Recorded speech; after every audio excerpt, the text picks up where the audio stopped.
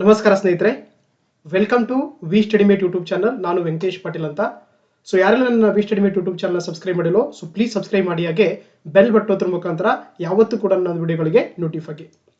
So ನಾವು last ಕ್ಲಾಸಲ್ಲಿ discuss ಮಾಡ್ತಾ ಇದೀವಿ KPSC ಗ್ರೂಪ್ ಬಿಗೆ ಸಂಬಂಧಪಟ್ಟಂತ ಬ್ಯಾಕ್ವರ್ಡ್ ಕ್ಲಾಸಸ್ ವೆಲ್ಫೇರ್ ಆಫೀಸರ್ನ ಒಂದು ಸ್ಪೆಸಿಫಿಕ್ ಪೇಪರ್ ಅನ್ನು ಡಿಸ್ಕಸ್ ಮಾಡ್ತಾ ಇದೀವಿ. ಹಾಗಾಗಿ ಇದು ಒಂದು 6ನೇ ವಿಡಿಯೋ ಕ್ಲಾಸ್ ಆಗಿದೆ. ಆಲ್ರೆಡಿ 5 ವಿಡಿಯೋ ಕ್ಲಾಸ್ಗಳನ್ನ ನಾವು ಕಂಪ್ಲೀಟ್ ಮಾಡಿದೀವಿ. ಸೊ ಹಾಗಾಗಿ ಅದನ್ನು ನೀವು ನನ್ನ ಒಂದು ವಿ ಸ್ಟಡಿಮೇಟ್ ಯೂಟ್ಯೂಬ್ ಚಾನಲ್ ಅಲ್ಲಿ ಪ್ಲೇ ಲಿಸ್ಟ್ ಹೋದ್ರೆ ಸಿಗುತ್ತೆ, ಆಕ್ಸೆಸ್ ಮಾಡ್ಕೋಬಹುದು. ಓಕೆ, ಸೊ ನಾವು ಆಲ್ರೆಡಿ ಟಾಪಿಕ್ ಅನ್ನು ಡಿಸ್ಕಸ್ ಮಾಡಿದ್ವಿ. Reservation India, national commission for the backward classes, ಹೌದಾ? ಅದೇ ರೀತಿ reservation in Karnataka SC/ST act and OBC act of 99 discuss ಮಾಡಿದ್ವಿ. ಅದೇ ರೀತಿ EWS ಡಿಸ್ಕಸ್ ಮಾಡಿದ್ವಿ. ಜೊತೆಗೆ ಲಾಸ್ಟ್ ಕ್ಲಾಸ್ ಅಲ್ಲಿ ನಾವು ಡಿಸ್ಕಸ್ ಮಾಡಿದ್ವಿ ಏನಂದ್ರೆ Karnataka state commission backward classes act of 1995 functions ಮತ್ತೆ ಪವರ್ಸ್ ಆಫ್ ದಿ ಕಮಿಷನ್ ಮಾಡಿದ್ವಿ. ಜೊತೆಗೆ Karnataka SC/ST and other backward classes reservation appointments act 99 discuss ಮಾಡಿದ್ವಿ. ಇವತ್ತಿನ ಕ್ಲಾಸಲ್ಲಿ ಈ ರೂಲ್ಸ್ ಆಫ್ 1992 ಬಗ್ಗೆ ಡಿಸ್ಕಸ್ ಮಾಡ್ತಾ ಹೋಗೋಣ. ಓಕೆನಾ? ಸೊ ನೋಡಿ, ಸಾರಿ ಫಾರ್ ಒಂದು ಏನಂದ್ರೆ ಲಾಸ್ಟ್ ಕ್ಲಾಸಲ್ಲಿ ಒಂದು ಆಕ್ಚುಲ್ ಮಿಸ್ಟೇಕ್ ಆಗಿತ್ತು. ಅದೇನಂದ್ರೆ 5ನೇ ಏನು ವಿಡಿಯೋ ಕ್ಲಾಸ್ ಇದೆಯಲ್ಲ, ಅಲ್ಲಿ ನಮಗೆ 3rd ಸೆಕ್ಷನ್ ಬರುತ್ತೆ, ಅಪ್ಲಿಕಬಿಲಿಟಿ ಅಥವಾ ಅನ್ವಯಿಸಿಕೆ ಅಂತ ಕರೀತಾರೆ.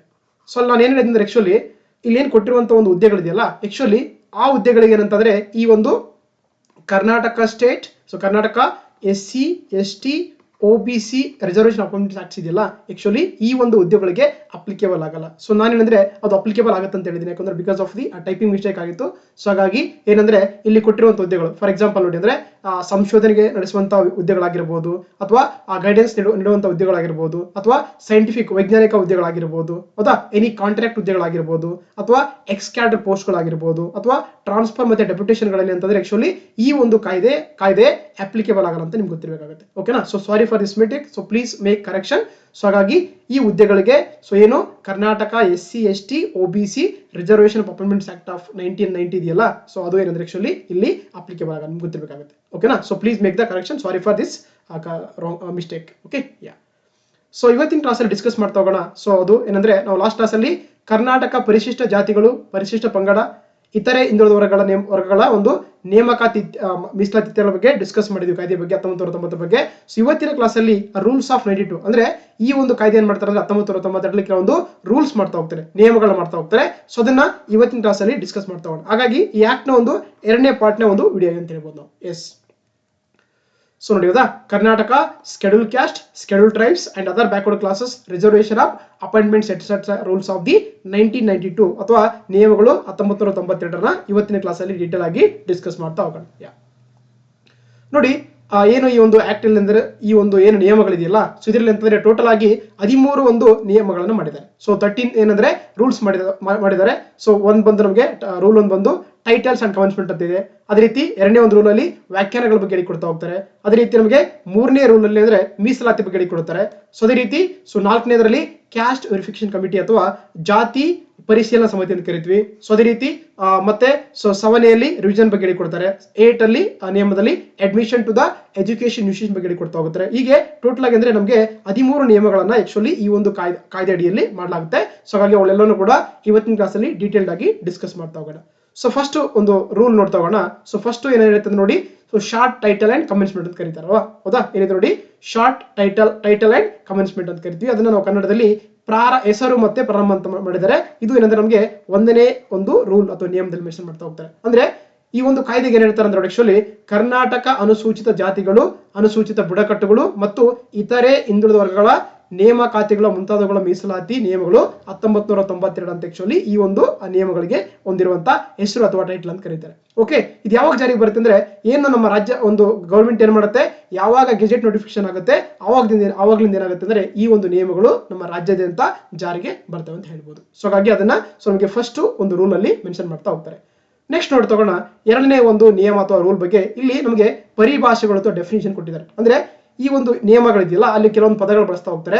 ಆ ಪದಗಳ ಅರ್ಥ ಈ ಒಂದು ಕಾಯ್ದೆಯ ಪ್ರಕಾರ ಅಥವಾ ನಿಯಮ ಪ್ರಕಾರ ಏನಾಗುತ್ತೆ ಅಂತ ಡೆಫಿನಿಷನ್ ಕೊಡ್ತಾ ಹೋಗ್ತಾರೆ. ನೋಡಿ, ನಮ್ಗೆ ಇಲ್ಲಿ ಅಧಿನಿಯಮ ಅಂತ ಕೊಡ್ತೀವಿ ನಾವು, ಹೌದಾ? ಸೊ ಅಂದ್ರೆ ಏನು ನಿಯಮ 2 ಸಬ್ ಕ್ಲಾಸ್ 1 ಇದೆಯಲ್ಲ, ಅಲ್ಲಿ ಅಧಿನಿಯಮ ಅಂತ ಕೊಟ್ಟಿದ್ದಾರೆ. ಅಂದ್ರೆ ನಾವು ಏನಂತ ಕರಿತೀವಿ, ಇಲ್ಲಿ ನೋಡಿದ್ರೆ ಕರ್ನಾಟಕ ಅನುಸೂಚಿತ ಜಾತಿಗಳು ಅಂದ್ರೆ ಕರ್ನಾಟಕ SC/ST OBC ಏನು ಇದು ಒಂದು ರೂಲ್ ಇದೆಯಲ್ಲ, ಅದು 1990s ಒಂದು ಆಕ್ಟ್ ಪ್ರಕಾರ ಅದರಲ್ಲಿ ಅಂತಂದ್ರೆ ಅಧಿನಿಯಮ ಅಂತ ಕರಿತಾ ಹೋಗ್ತಾರೆ.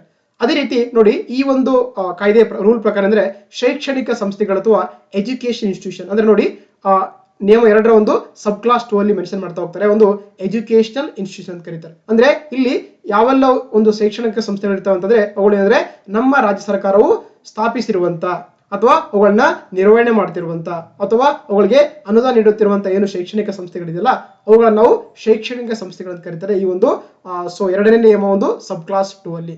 ಅದೇ ರೀತಿ 3ನೇ ಒಂದು ಇದರಲ್ಲಿ ನೋಡ್ತಾ ಹೋಗೋಣ, ಸಾರ್ವಜನಿಕ ವಲಯ ಸಂಸ್ಥೆಗಳು ಅಂತ ಕರಿತೀವಿ ಅಥವಾ ಪಬ್ಲಿಕ್ ಸೆಕ್ಟರ್ ಒಂದು ಇನ್ಸ್ಟಿಟ್ಯೂಷನ್ ಅಂತ ಕರೀತಾರೆ. ಅಂದ್ರೆ ಏನು ಈ ಒಂದು ಅಧಿನಿಯಮದಲ್ಲಿ ಏನು ಮೆನ್ಷನ್ ಮಾಡಿದಾರಲ್ಲ ಅವುಗಳನ್ನ ಕರಿತೀವಿ ನಾವು ಪಬ್ಲಿಕ್ ಸೆಕ್ಟರ್ ಇನ್ಸ್ಟಿಟ್ಯೂಷನ್ ಅಂತ ಕರೀತಾರೆ.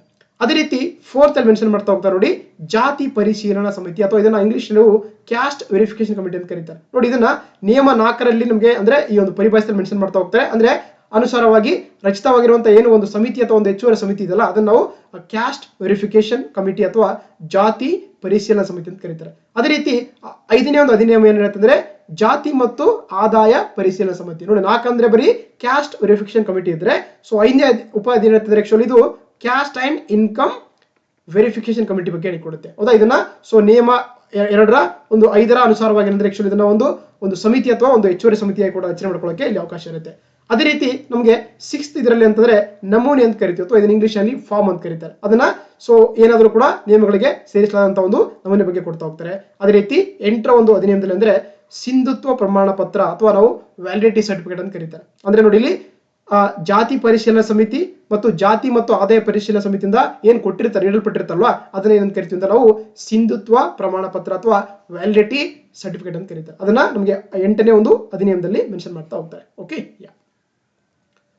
ನೆಕ್ಸ್ಟ್ ನೋಡಿ ಏನಂದ್ರೆ ಈವನ್ ಈ ನಿಯಮಗಳಲ್ಲಿ ಬಳಸಿರುವಂತಹ ಏನು ಪರಿಭಾಷೆ ಅಲ್ಲದ ಪದಗಳಿದ್ರು ಕೂಡ ಏನಂತಂದ್ರೆ ಆಕ್ಚುಲಿ ನೋಡಿ ಕರ್ನಾಟಕ ಸಿವಿಲ್ ಏನು ಒಂದು ಸರ್ವಿಸ್ ಇರ್ಬೋದು, ಅಂದ್ರೆ ಸಾಮಾನ್ಯ ನೇಮಕಾತಿ ಭರ್ತಿ ಮಾಡ್ತಾರಲ್ಲ ಅದೇನಂದ್ರೆ ಆಕ್ಚುಲಿ 1972ರಲ್ಲಿ ಅರ್ಥವೇ ಇದರಲ್ಲಿ ಕೂಡ ಇರತಕ್ಕಂತ ಕೂಡ ಆಕ್ಚುಲಿ ಈ ಒಂದು ಕಾಯ್ದೆಯಲ್ಲಿ ಈ ಒಂದು ರೂಲ್ ಅಲ್ಲಿ ಮೆನ್ಷನ್ ಮಾಡ್ತಾ ಹೋಗ್ತಾರೆ. ಎಸ್, ನೆಕ್ಸ್ಟ್ ನೋಡ್ತಾ ಹೋಗೋಣ 3ನೇ ಒಂದು ರೂಲ್ ಅಥವಾ ನಿಯಮ. ಅಲ್ಲಿ ಮೀಸಲಾತಿ ಬಗ್ಗೆ ಕೊಟ್ಟಿದ್ದಾರೆ. ನಾವು ಇಂಗ್ಲಿಷ್ ಇದನ್ನ ರಿಸರ್ವೇಶನ್ ಅಂತ ಕರಿತೀವಿ.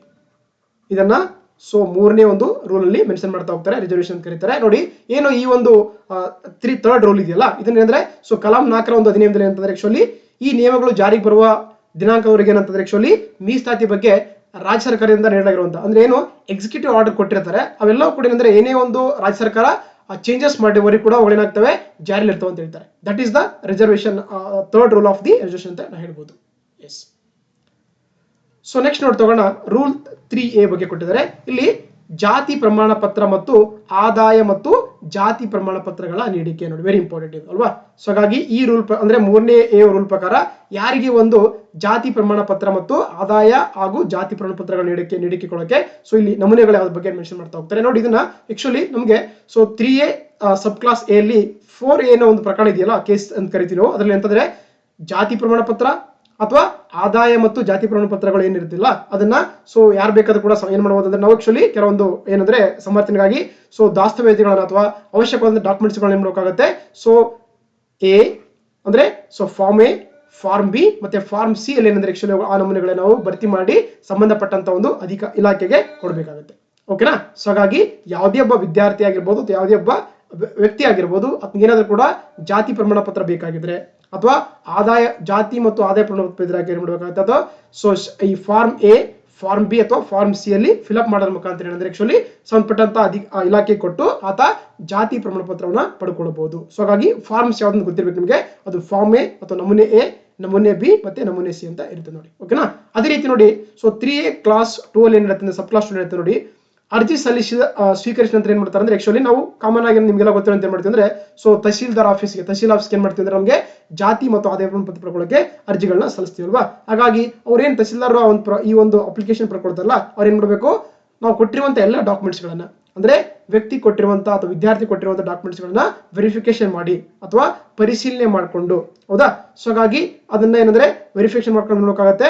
ಆತ ಏನಂದ್ರೆ ಅದು ಎಲ್ಲವೂ ಕೂಡ ಸರಿಯಾಗಿದ್ದೆ ಅನಿಸಿದ್ರೆ ಅಂದ್ರೆ ಕೊಟ್ಟಿರುವಂತ ಡಾಕ್ಯುಮೆಂಟ್ಗಳು ಅವುಗಳು ನೈಜತೆಯನ್ನ ಹೊಂದಿದ್ರೆ ಅಂತ ಅನ್ಸ್ಕೊಂಡ್ರೆ ಏನ್ ಮಾಡ್ಬೋದು ಆತ ಫಾರ್ಮ್ ಡಿ, ಫಾರ್ಮ್ ಇ ಅಥವಾ ಫಾರ್ಮ್ ಎಫ್ ನಮೂನೆಗಳಲ್ಲಿ ಮಾಡ್ತಾರೆ ಅಂದ್ರೆ ಆಕ್ಚುಲಿ ಆತ 2 ತಿಂಗಳ ಒಳಗಾಗಿ ಏನ್ ಮಾಡ್ತಾರೆ ಅಂದ್ರೆ ನಿಮಗೆ ಜಾತಿ ಪ್ರಮಾಣ ಪತ್ರ ಅಥವಾ ಜಾತಿ ಮತ್ತು ಆದಾಯ ಪ್ರಮಾಣ ಪತ್ರವನ್ನ ಆ ವ್ಯಕ್ತಿಗೆ ಅಥವಾ ವಿದ್ಯಾರ್ಥಿಗೆ ಕೊಡ್ತಾರೆ. ಯಾರು ತಹಸೀಲ್ದಾರರು. ಅದನ್ನ ನಮಗೆ so 3A rule 3A class 2 ಅಲ್ಲಿ ಮೆನ್ಷನ್ ಮಾಡ್ತಾ ಹೋಗ್ತಾರೆ. So this is very important. ನೋಡಿ, ವಿತಿನ್ 2 ಮಂತ್ ಅಲ್ಲಿ ಕೊಡಬೇಕನ್ನೋದು ಕೂಡ ಒಂದು ಟೈಮ್ ಲಿಮಿಟ್ ಅನ್ನು ಕೂಡ ಆಕ್ಚುಲಿ ಈ ಒಂದು ರೂಲ್ಸ್ ಅಲ್ಲಿ ಮೆನ್ಷನ್ ಮಾಡಿದ್ದಾರೆ. So very important for your exam point of view. That's it. So next ನೋಡಿ ತಗೋಣ. ಸೊ ಅಗೇನ್ ಮತ್ತೆ ಆ 3A ರೂಲ್ ನ ಒಂದು ಸಬ್ ಕ್ಲಾಸ್ 3 ಅಲ್ಲಿ ಮೆನ್ಷನ್ ಮಾಡ್ತಾರೆ ನೋಡಿ. ಆಕ್ಚುಲಿ ಏನು, ಈಗ ಫಾರ್ ಎಕ್ಸಾಂಪಲ್ ಅಂದ್ರೆ ಎಕ್ಸ್ ಅನ್ನೋ ವ್ಯಕ್ತಿ ಇದ್ದಾನೆ, ಹೌದಾ, ಎಕ್ಸ್ ಅನ್ನೋ ಒಬ್ಬ ವಿದ್ಯಾರ್ಥಿ ಇದ್ದಾನೆ. ಆತೇನಂದ್ರೆ ಒಂದು ಕ್ಯಾಸ್ಟ್ ಮತ್ತೆ ಇನ್ಕಮ್ ಸರ್ಟಿಫಿಕೇಟ್ಗೋಸ್ಕರ ತಹಸೀಲ್ದಾರ್ ಆಫೀಸ್ಗೆ ತನ್ನ ಪ್ರಮಾಣ ಅಂದ್ರೆ ಒಂದು ಅರ್ಜಿಯನ್ನ ಸಲ್ಲಿಸಿದ್ದಾನೆ, ಹೌದಾ. ಅದ್ರ ಜೊತೆಗೆ ಕೆಲವೊಂದು ಫಾರ್ ಎಕ್ಸಾಂಪಲ್ ಅಂದ್ರೆ ಬರ್ತ್ ಸರ್ಟಿಫಿಕೇಟ್ ಆಗಿರ್ಬೋದು, ಯಾವುದೋ SLC ಮಾರ್ಕ್ಸ್ ಕಾರ್ಡ್ ಆಗಿರ್ಬೋದು, ಎಲ್ಲ ಕೂಡ ಅಲ್ಲಿ ಸಬ್ಮಿಟ್ ಮಾಡಿರ್ತಾನೆ. ಸೊ ಅವಾಗ ಏನಂದ್ರೆ ಆಕ್ಚುಲಿ ಏನು ಸರಿಸಿರುವಂತ ಮಾಹಿತಿ ಇದೆಯಲ್ಲ, ಸೊ ಏನಾದ್ರು ಕೂಡ ತಹಸೀಲ್ದಾರ್ ಅವ್ರಿಗೆ ಏನಾದ್ರು ಕೂಡ ಸೊ ಅದು ಅದ್ರ ಬಗ್ಗೆ ಅವ್ರಿಗೆ ಕ್ಲಾರಿಟಿ ಇಲ್ಲ ಅಂತಂದ್ರೆ, ಅಥವಾ ಏನಾದ್ರು ಕೂಡ ಅವ್ರಿಗೆ ಮನವರಿಕೆ ಆಗಿಲ್ಲ ಅಂದ್ರೆ ಏನ್ ಮಾಡ್ಬೋದು ಅವರು ಆಕ್ಚುಲಿ ಮುಂದಿನ ವಿಚಾರಣೆಯನ್ನ ಮಾಡ್ಕೊಳ್ಳೋಕೆ ಸೊ 3A ಒಂದು ನಿಯಮದಲ್ಲಿ ಅದನ್ನ ಸೊ A ಮತ್ತೆ B ಅಲ್ಲಿ ಮೆನ್ಷನ್ ಮಾಡ್ತಾ ಹೋಗ್ತಾರೆ. ನೋಡಿ ಏನ್ ಮಾಡ್ಬೋದು ಅಂದ್ರೆ ತಹಸೀಲ್ದಾರ್ ಏನ್ ಮಾಡ್ತಾರೆ ಅಂದ್ರೆ ಆಕ್ಚುಲಿ ಆ ಎಕ್ಸ್ ಅನ್ನೋ ಒಬ್ಬ ವಿದ್ಯಾರ್ಥಿ ಅಥವಾ ವ್ಯಕ್ತಿ ಇದಲ್ಲ, ಅದನ್ನ ಏನ್ ಮಾಡ್ತಾರೆ, ಒಂದು ಡೇಟ್ ಫಿಕ್ಸ್ ಮಾಡ್ತಾನೆ ಎನ್ಕ್ವೈರಿಗೆ. ಅಲ್ಲಪ್ಪ, ನೀವು ಕೊಟ್ಟಿರುವಂತ ಡಾಕ್ಯುಮೆಂಟ್ಸ್ ಗಳಿದೆಯಲ್ಲ ಅದು ಸರಿ ಇದೆ ಅಂತ ಏನ್ ಮಾಡ್ತಾನೆ ಚೆಕ್ ಮಾಡ್ಕೊಳ್ಳೋಕೆ ಒಂದು ಡೇಟ್ ಅನ್ನ ಫಿಕ್ಸ್ ಮಾಡ್ಕೊಂಡು ಆ ವ್ಯಕ್ತಿಯನ್ನ ಕರೆಸಿ ಸೊ ಕೂಲಂಕಷವಾಗಿ ಅಂದ್ರೆ ಅವುಗಳನ್ನ ಮತ್ತೆ ರಿವೆರಿಫೈ ಅಥವಾ ವೆರಿಫಿಕೇಶನ್ ಮಾಡ್ತಾ ಹೋಗ್ತಾನೆ, ಹೌದಾ. ಸೊ ಹಾಗಾಗಿ ಅವನಿಗೆ ಹಾಜರಾಗುವಂತೆ ತಿಳಿಸೋಕೆ ಏನಂದ್ರೆ ಆಕ್ಚುಲಿ ಆ ಒಬ್ಬ ವ್ಯಕ್ತಿಗೆ ತಹಸೀಲ್ದಾರ್ ಏನ್ ಮಾಡ್ತಾರೆ, ಒಂದು ನೋಟಿಸ್ ಅನ್ನ ಕೊಡ್ಲಿಕ್ಕೆ ಅಧಿಕಾರ ಇದೆ. ಅದು so 3A rule 3A class 3 sub class A ಅಲ್ಲಿ ಮೆನ್ಷನ್ ಮಾಡ್ತಾ ಹೋಗ್ತಾರೆ.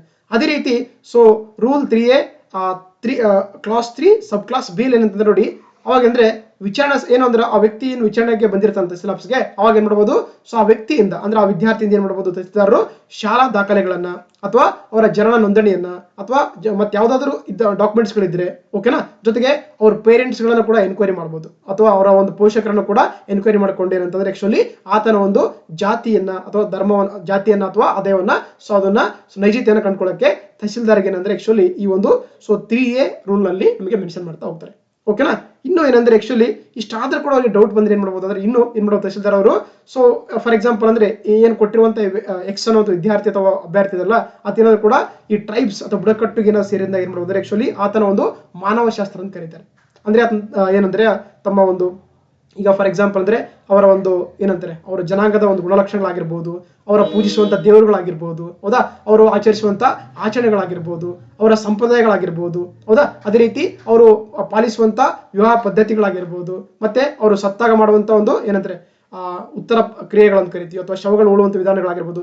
ಇದ್ರ ಮುಖಾಂತರ ಕೂಡ ಏನಂದ್ರೆ ಆಕ್ಚುಲಿ ಅವರ ಒಂದು ಧರ್ಮವನ್ನ, ಅವರ ಒಂದು ಜಾತಿಯನ್ನ ಕೂಡ ಏನ್ ಮಾಡೋದು ತಹಸೀಲ್ದಾರ್ ಅವರು ಕಂಡುಕೊಳ್ಳಕ್ಕೆ ಅವರಿಗೆ ಅವಕಾಶ ಇದೆ, ಓಕೆನಾ. ಸೊ ಹಾಗಾಗಿ ಅದನ್ನೆಲ್ಲ ಮೆನ್ಷನ್ ಮಾಡಿದ್ದು ಸೊ ರೂಲ್ A ಅಲ್ಲಿ ಮೆನ್ಷನ್ ಮಾಡ್ತಾ ಹೋಗ್ತಾರೆ. ಅದನ್ನ ನಾವು ಆಂಥ್ರೋಪಾಲಜಿಕಲ್ ಮತ್ತೆ ಸೊ ಮಾನವಶಾಸ್ತ್ರ ಮತ್ತು ಜನಾಂಗ ಸಂಬಂಧಪಟ್ಟಂತ ಒಂದು ವಿಷಯನ ಕೂಡ ಕೊಂಡ್ಕೊಳ್ಳಕ್ಕೆ ಸೊ ಪರಿಗಣನೆ ಮಾಡ್ಕೊಳ್ಳಕ್ಕೆ ಅಂದ್ರೆ ಆಕ್ಚುಲಿ ಅವರಿಗೆ ತಹಸೀಲ್ದಾರ್ಗೆ ಅಧಿಕಾರನ ಕೊಟ್ಟಿದೆ ಈ ಒಂದು ರೂಲ್ ಅಲ್ಲಿ ಅಂತ ಹೇಳ್ಬೋದು. That's it. ಸೊ ನೆಕ್ಸ್ಟ್ ನೋಡಿ ತಗೋಣ. ಸೊ 3A ಕ್ಲಾಸ್ 3 ಸಬ್ ಕ್ಲಾಸ್ ಏನಂತ ನೋಡಿ ಆಕ್ಚುಲಿ ಇವನ್ ತಹಸೀಲ್ದಾರರು ಅರ್ಜಿದಾರನ ಆತನ ತಂದೆ ತಾಯಿಗಳ ಅಥವಾ ಪಾಲಕರ ಅವರ ಯಾವ ಗ್ರಾಮ ಅಥವಾ ಪ್ರದೇಶಕ್ಕೆ ಸೇರಿದವರಾಗಿರ್ತಾರೋ ಅಥವಾ ಪ್ರದೇಶದಲ್ಲಿ ಏನ್ ಮಾಡ್ಬೋದು ಅಂದ್ರೆ ನೋಡಿ ಆಕ್ಚುಲಿ ಈಗ ಎಕ್ಸ್ ಅನ್ನೋ ವಿದ್ಯಾರ್ಥಿ ಇದಲ್ಲ ಆತನ ಬಗ್ಗೆ ವೆರಿಫಿಕೇಶನ್ ಮಾಡ್ತಾ ಹೋಗ್ತಾರೆ. ಇನ್ನಂದ್ರೆ ತಹಸೀಲ್ದಾರ್ಗೆ ಏನಂದ್ರೆ ಅವ್ರ ಪೇರೆಂಟ್ಸ್ ಕರೆಸಿ ಕೂಡ ಆ ಒಂದು ವಿದ್ಯಾರ್ಥಿ ಬಗ್ಗೆ ಇನ್ಫಾರ್ಮೇಶನ್ ತಗೋಬಹುದು, ಇಲ್ಲಾಂದ್ರೆ ಆ ಗ್ರಾಮಕ್ಕೆ ಹೋಗಿ ಅಲ್ಲಿ ಇನ್ಫಾರ್ಮೇಶನ್ ತಗೊಂಡ್ಬರ್ಬೋದು, ಇಲ್ಲಾಂದ್ರೆ ಗ್ರಾಮದಲ್ಲಿ ಒಂದೇನಂದ್ರೆ ಡಂಗೂರು ಸಾರ್ತಾರಲ್ವಾ, ಡಂಗೂರು ಸಾರ್ಕೊಂಡು ಆತನ ಬಗ್ಗೆ ಒಂದು ಸಾರ್ವಜನಿಕ ನೋಟಿಸ್ ಅನ್ನು ಕೊಟ್ಟು ಕೂಡ ಏನ್ ಆಕ್ಚುಲಿ ಆ ವ್ಯಕ್ತಿಯ ಬಗ್ಗೆ ಏನಂದ್ರೆ ಒಂದು ಮಾಹಿತಿಯನ್ನು ಪಡ್ಕೊಳ್ಳಕ್ಕೆ ಏನಂತಂದ್ರೆ ಆಕ್ಚುಲಿ ಸೊ ಅವಕಾಶ ಇದೆ.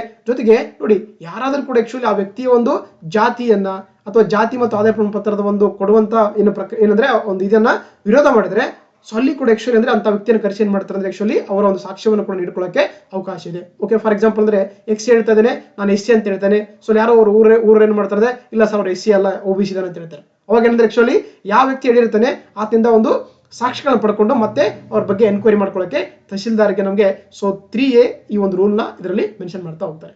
ಸೊ ಅದೇ ರೀತಿ ಸೊ 3A ಕ್ಲಾಸ್ 3 ಸಬ್ ಕ್ಲಾಸ್ D ಅಲ್ಲಿ ಹೇಳ್ತಾರೆ ನೋಡಿ ಆಕ್ಚುಲಿ ಅರ್ಜಿದಾರನು ಮಾಡಿದ ಕ್ಲೇಮಿನ ನೈಜತೆಗೆ ಸಂಬಂಧಿಸಿದಂತೆ ಮನವರಿಕೆ ಮಾಡಿಕೊಳ್ಳುವ ಉದ್ದೇಶಕ್ಕಾಗಿ ಅಂದ್ರೆ ಮತ್ತೇನಂದ್ರೆ ತಹಸೀಲ್ದಾರ್ ಅವರು ಯಾವುದೇ ಅಧಿಕಾರಿಯ ಒಂದು ಅಂದ್ರೆ ನಾಟ್ ಓನ್ಲಿ ಒಂದು ತಹಸೀಲ್ ಆಫೀಸ್ ಅಲ್ಲ ಬೇರೆ ಒಂದು ಆಫೀಸಲ್ಲಿ ಕೂಡ ಏನಂದ್ರೆ ಆಕ್ಚುಲಿ ಆಫೀಸರ್ನ ಒಂದು ಅವರು ಸಹಾಯವನ್ನ ಪಡ್ಕೊಳ್ಳೋಕೆ ಅವಕಾಶ ಕೊಟ್ಟಿದ್ದಾರೆ ಈ ಒಂದು ಇದ್ರ ಮುಖಾಂತರ.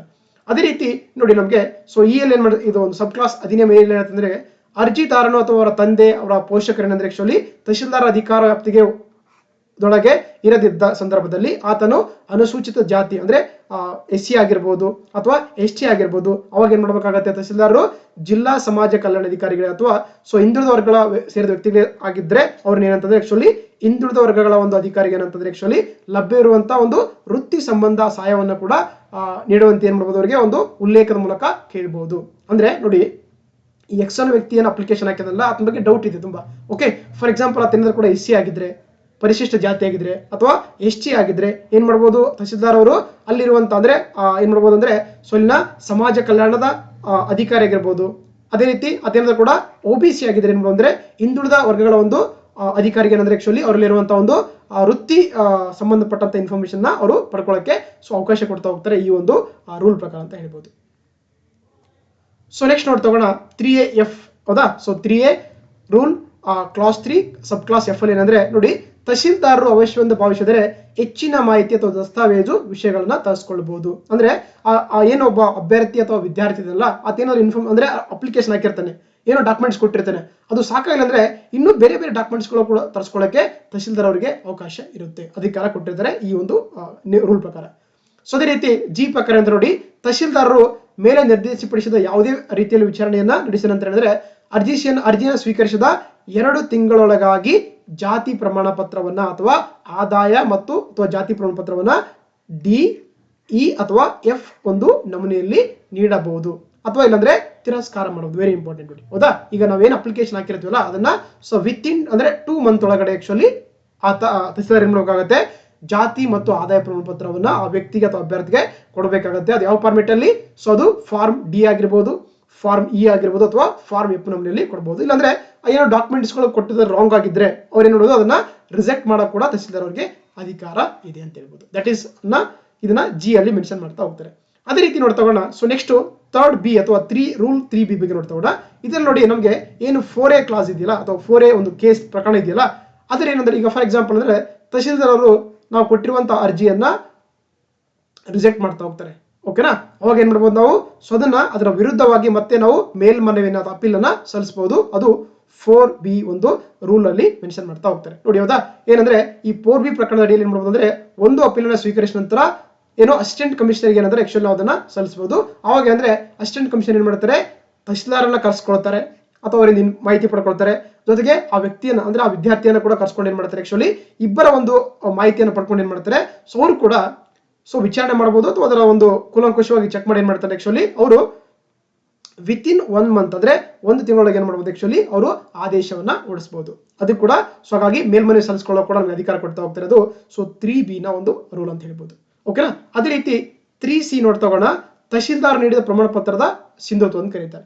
ಅಂದ್ರೆ ಈಗ ತಹಶೀಲ್ದಾರ್ ಏನಂದ್ರೆ ಜಾತಿ ಪ್ರಮಾಣ ಪತ್ರ ಕೊಟ್ಟಿದ್ದಾರೆ, ಜಾತಿ ಮತ್ತು ಆದಾಯ ಪ್ರಮಾಣ ಪತ್ರ ಕೊಟ್ಟಿದ್ದಾರೆ. ಸೊ ಹಾಗಾದ್ರೆ ಅದರ ವ್ಯಾಲಿಡಿಟಿ ಎಷ್ಟು ಇರುತ್ತೆ ಅಂತ ನೋಡ್ತಗೋಣ ಅಲ್ವಾ. ನೋಡಿ ನಮ್ಗೆ ಏನು ಒಂದು 3C ಕ್ಲಾಸ್ 1 ಅಂದ್ರೆ ಏನು 4A ಪ್ರಕರಣ ಇದೆಯಲ್ಲ, ಅಲ್ಲಿ ಏನಿರುತ್ತೆ ಅಂದ್ರೆ ಆಕ್ಚುಲಿ ಈ ಜಾತಿ ಪ್ರಮಾಣ ಪತ್ರ ನೀಡಿರ್ತಾರಲ್ಲ ತಹಶೀಲ್ದಾರರು, ಅದೇನಂದ್ರೆ ಸೊ ಅದು ಎಲ್ಲಿವರೆಗೆ ಅವ್ರು ಏನಾದ್ರು ಅಲ್ಲಿವರೆಗೆ ರದ್ದುಪಡಿಸಂಗಿಲ್ವೋ ಅಲ್ಲಿವರೆಗೆ ಕೂಡ ಏನಾಗಿರುತ್ತೆ, ಅದು ಸಿಂಧುವಾಗಿರತಕ್ಕದ್ದು ಅಥವಾ ವ್ಯಾಲಿಡ್ ಆಗಿರುತ್ತೆ ಅಂತ ಹೇಳ್ತಾರೆ. ಅಂದ್ರೆ ಯಾವಾಗ ತಹಸೀಲ್ದಾರ್ ಒಂದು ನಾವು ಕೊಟ್ಟಿರುವಂತಹ ಏನು ಜಾತಿ ಪ್ರಮಾಣ ಪತ್ರ ಸೊ ಅದನ್ನ ರಿಜೆಕ್ಟ್ ಅಂತ ಮಾಡ್ತಾರೆ ಅಥವಾ ಕ್ಯಾನ್ಸಲ್ ಮಾಡ್ತಾರೆ, ಅಲ್ಲಿವರೆಗೆ ಕೂಡ ಅದು ವ್ಯಾಲಿಡ್ ಆಗಿರುತ್ತೆ. So there is no any ಏನಂತಾರೆ ನಾವು, ಅದು ಕಂಟಿನ್ಯೂಸ್ ವ್ಯಾಲಿಡ್ ಆಗಿರುತ್ತೆ.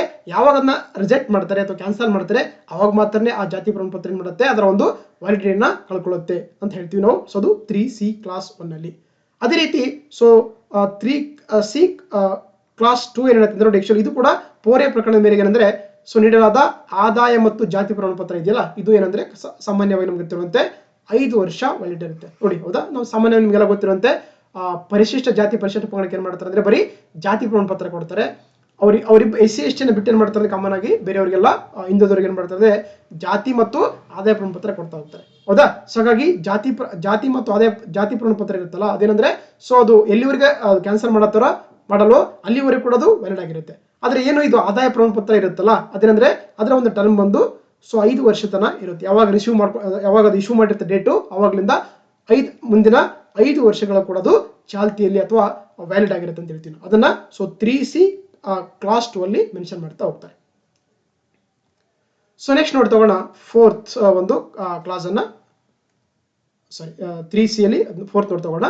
ಹೌದಾ, ಸೊ 4 ರೂಲ್ ಏನ್ ಹೇಳ್ತದೆ ನೋಡಿ, ಜಾತಿ ಪರಿಶೀಲನಾ ಸಮಿತಿ ಅಥವಾ ಕ್ಯಾಸ್ಟ್ ವೆರಿಫಿಕೇಶನ್ ಕಮಿಟಿ ಅಂತ ಕರೀತಾರೆ. ನೋಡಿ, ನಮಗೆ ಈ ಕರ್ನಾಟಕದ ಏನು ಪರಿಶಿಷ್ಟ ಜಾತಿ ಪರಿಶಿಷ್ಟ ಪಂಗಡಗಳು ಹೌದಾ ಸೇರಿದ ವ್ಯಕ್ತಿಗಳ ಸಂಬಂಧದಲ್ಲಿ ಏನಂದ್ರೆ ನೀಡಲಾದ ಜಾತಿ ಪ್ರಮಾಣ ಪತ್ರದ ಬಗ್ಗೆ ಕೂಡ ಏನ್ ಮಾಡಬಹುದು, ಈ ಒಂದು ಕಮಿಟಿಯನ್ನ ಅಂದ್ರೆ ಏನ್ ಮಾಡುತ್ತೆ ರಾಜ್ಯ ಸರ್ಕಾರ ಪ್ರತಿ ಒಂದು ಜಿಲ್ಲೆಯಲ್ಲಿ ಏನ್ ಮಾಡ್ತಾರೆ ಅಂದ್ರೆ ಆಕ್ಚುಲಿ ಒಂದು ಅಥವಾ ಅದಕ್ಕಿಂತ ಹೆಚ್ಚು ಜಾತಿ ಪರಿಶೀಲನಾ ಸಮಿತಿಯನ್ನ ರಚನೆ ಮಾಡ್ಕೊಂಡು ಏನ್ ಮಾಡ್ತಾರೆ ಅಂದ್ರೆ ಆಕ್ಚುಲಿ ಅದರ ಮುಖಾಂತರ ಆ ಒಂದು ಪ್ರಮಾಣ ಪತ್ರಗಳನ್ನ ಅದರ ಒಂದು ವೆರಿಫಿಕೇಶನ್ ಮಾಡ್ತಾರೆ ಅಥವಾ ಪರಿಶೀಲನೆ ಮಾಡ್ತಾ ಹೋಗ್ತಾರೆ. ಓಕೆನಾ. ಸೊ ಹಾಗಾಗಿ ಏನು ಈ ಜಾತಿ ಪರಿಶೀಲನಾ ಸಮಿತಿ ಇದೆಯಲ್ಲ, ಇದು important for your exam point of view. Okay, ಇದಕ್ಕೊಂದೇ ಒಂದು ಇದರಲ್ಲಿ ಟೋಟಲ್ ಆಗಿ 4 ಜನ ಇರ್ತಾರೆ ಹೌದಾ. ಸೊ ಹಾಗಾಗಿ ಈ ಜಾತಿ ಪರಿಶೀಲನಾ ಸಮಿತಿಗೆ ಅಧ್ಯಕ್ಷರಾಗಿರ್ತಾರೆ ಅಂದ್ರೆ ಗೊತ್ತಿರಬೇಕು, ಆ ಒಂದು ಜಿಲ್ಲೆಯ ಜಿಲ್ಲಾಧಿಕಾರಿ ಇರ್ತಾರೆ, ಡಿಸ್ಟ್ರಿಕ್ಟ್ ಕಮಿಷನರ್ ಇರ್ತಾರಲ್ವಾ, ಅವರು ಈ ಒಂದು ಜಾತಿ ಪರಿಶೀಲನಾ ಸಮಿತಿಯ ಅಧ್ಯಕ್ಷರಾಗಿರ್ತಾರೆ. ಜೊತೆಗೆ ಜಿಲ್ಲಾ ಉಪ ಪಂಚಾಯಿತಿಯ ಉಪ ಕಾರ್ಯದರ್ಶಿ ಅಂದ್ರೆ ಆಕ್ಚುಲಿ ಇವರು ಕೂಡ ಇದಕ್ಕೆ ಮೆಂಬರ್ ಆಗಿರ್ತಾರೆ. ಸೊ ಹಾಗೆ ತಾಲೂಕಿನ ತಹಸೀಲ್ದಾರರು ಈ ಒಂದು ಸಮಿತಿಯ ಸದಸ್ಯರಾಗಿರ್ತಾರೆ. ಜೊತೆಗೆ ಜಿಲ್ಲಾ ಸಮಾಜ ಕಲ್ಯಾಣ ಅಧಿಕಾರಿಯು ಏನಾಗಿರ್ತಾರೆ, ಇವರು ಸದಸ್ಯ ಕಾರ್ಯದರ್ಶಿ ಆಗಿರತಕ್ಕದ್ದು ಅಂತ. ಹಾಗಾಗಿ ಇದು ಟೋಟಲ್ 4 ಜನ ಹೊಂದಿರುವಂತಹ ಒಂದು ಸಮಿತಿಯಾಗಿರುತ್ತೆ, ಜಾತಿ ಪರಿಶೀಲನಾ ಸಮಿತಿ ಅಂತ ಕರೀತಾರೆ. ಇದರ ಅಧ್ಯಕ್ಷರು ಬಂದು ಆ ಒಂದು ಜಿಲ್ಲೆಯ ಜಿಲ್ಲಾಧಿಕಾರಿಗಳಾಗಿರ್ತಾರೆ, ಗೊತ್ತಿರಬೇಕಾಗುತ್ತೆ.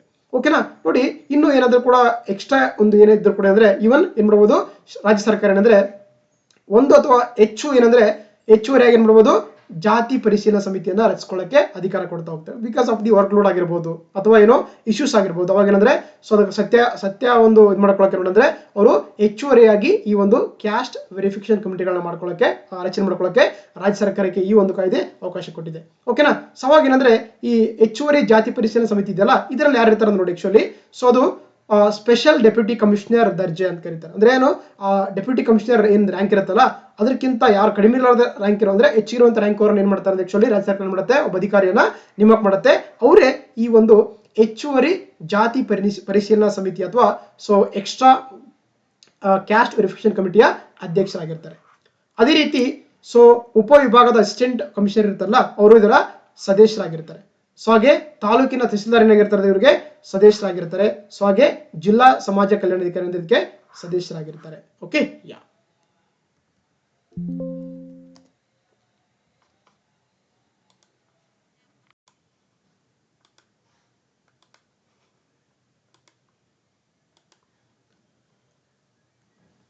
ಸೊ ನೆಕ್ಸ್ಟ್ ನೋಡ್ತಾ ಹೋಗೋಣ. ಸೊ ರೂಲ್ 5 ಹೇಳ್ತಿದ್ರು ನೋಡಿ ಆಕ್ಚುಲಿ ಜಾತಿ ಮತ್ತು ಆದಾಯ ಪರಿಶೀಲನಾ ಸಮಿತಿ ಅಂತ ಕರೀತಾರೆ. ಸೊ ಏನು ಫೋರ್ತ್ ಏನಿರುತ್ತೆ ನಮಗೆ, ಫೋರ್ತ್ ಏನಿರುತ್ತೆ ಅಂದ್ರೆ ಜಾತಿ ಪರಿಶೀಲನಾ ಸಮಿತಿ ಅಥವಾ ಕ್ಯಾಸ್ಟ್ ವೆರಿಫಿಕೇಶನ್ ಕಮಿಟಿ ಬಗ್ಗೆ ಕೊಟ್ರೆ, ಸೊ ನಮಗೆ ರೂಲ್ 5 ಏನಿರುತ್ತೆ ಅಂದ್ರೆ ಜಾತಿ ಮತ್ತು ಆದಾಯ ಪರಿಶೀಲನಾ ಸಮಿತಿ ಅಥವಾ caste and income verification committee ಬಗ್ಗೆ ಕೊಡುತ್ತೆ ಹೌದಾ. ನೋಡಿ, ಈ ಜಾತಿ ಪ್ರಮಾಣ ಪತ್ರ ಜಾತಿ ಪರಿಶೀಲನಾ ಸಮಿತಿ ಇದೆಯಲ್ಲ, ಇದು ಬರೀ ಕೇವಲ ಪರಿಶಿಷ್ಟ ಜಾತಿ ಹೌದಾ, ಇದು ಓನ್ಲಿ ಪರಿಶಿಷ್ಟ ಜಾತಿ ಮತ್ತೆ ಪರಿಶಿಷ್ಟ ಪಂಗಡದ ಒಂದು ಜಾತಿ ಪ್ರಮಾಣ ಪತ್ರ ಏನು ಇಶ್ಯೂ ಮಾಡಿರುತ್ತಲ್ಲ ಅದನ್ನ ಮಾತ್ರ ವೆರಿಫಿಕೇಶನ್ ಮಾಡುತ್ತೆ. ಆದ್ರೆ ಏನು ಈ ಒಂದು ಜಾತಿ ಮತ್ತು ಆದಾಯ ಪರಿಶೀಲನಾ ಸಮಿತಿ ಇದನ್ನ 5ನೇ ರೂಲ್ ಮೆನ್ಷನ್ ಮಾಡಿದೆ. ಇದು ಏನಂದ್ರೆ ಹಿಂದುಳಿದ ವರ್ಗಗಳಿಗೆ ಸಂಬಂಧಪಟ್ಟಂತೆ ಏನು ಇಶ್ಯೂ ಮಾಡಿರ್ತಾರಲ್ವಾ ಜಾತಿ ಮತ್ತು ಆದಾಯ ಪ್ರಮಾಣ ಪತ್ರ, ಅವುಗಳನ್ನ ಏನ್ ಮಾಡುತ್ತಿದ್ದು ಪರಿಶೀಲನೆ ಮಾಡ್ತಾ ಹೋಗ್ತಾರೆ.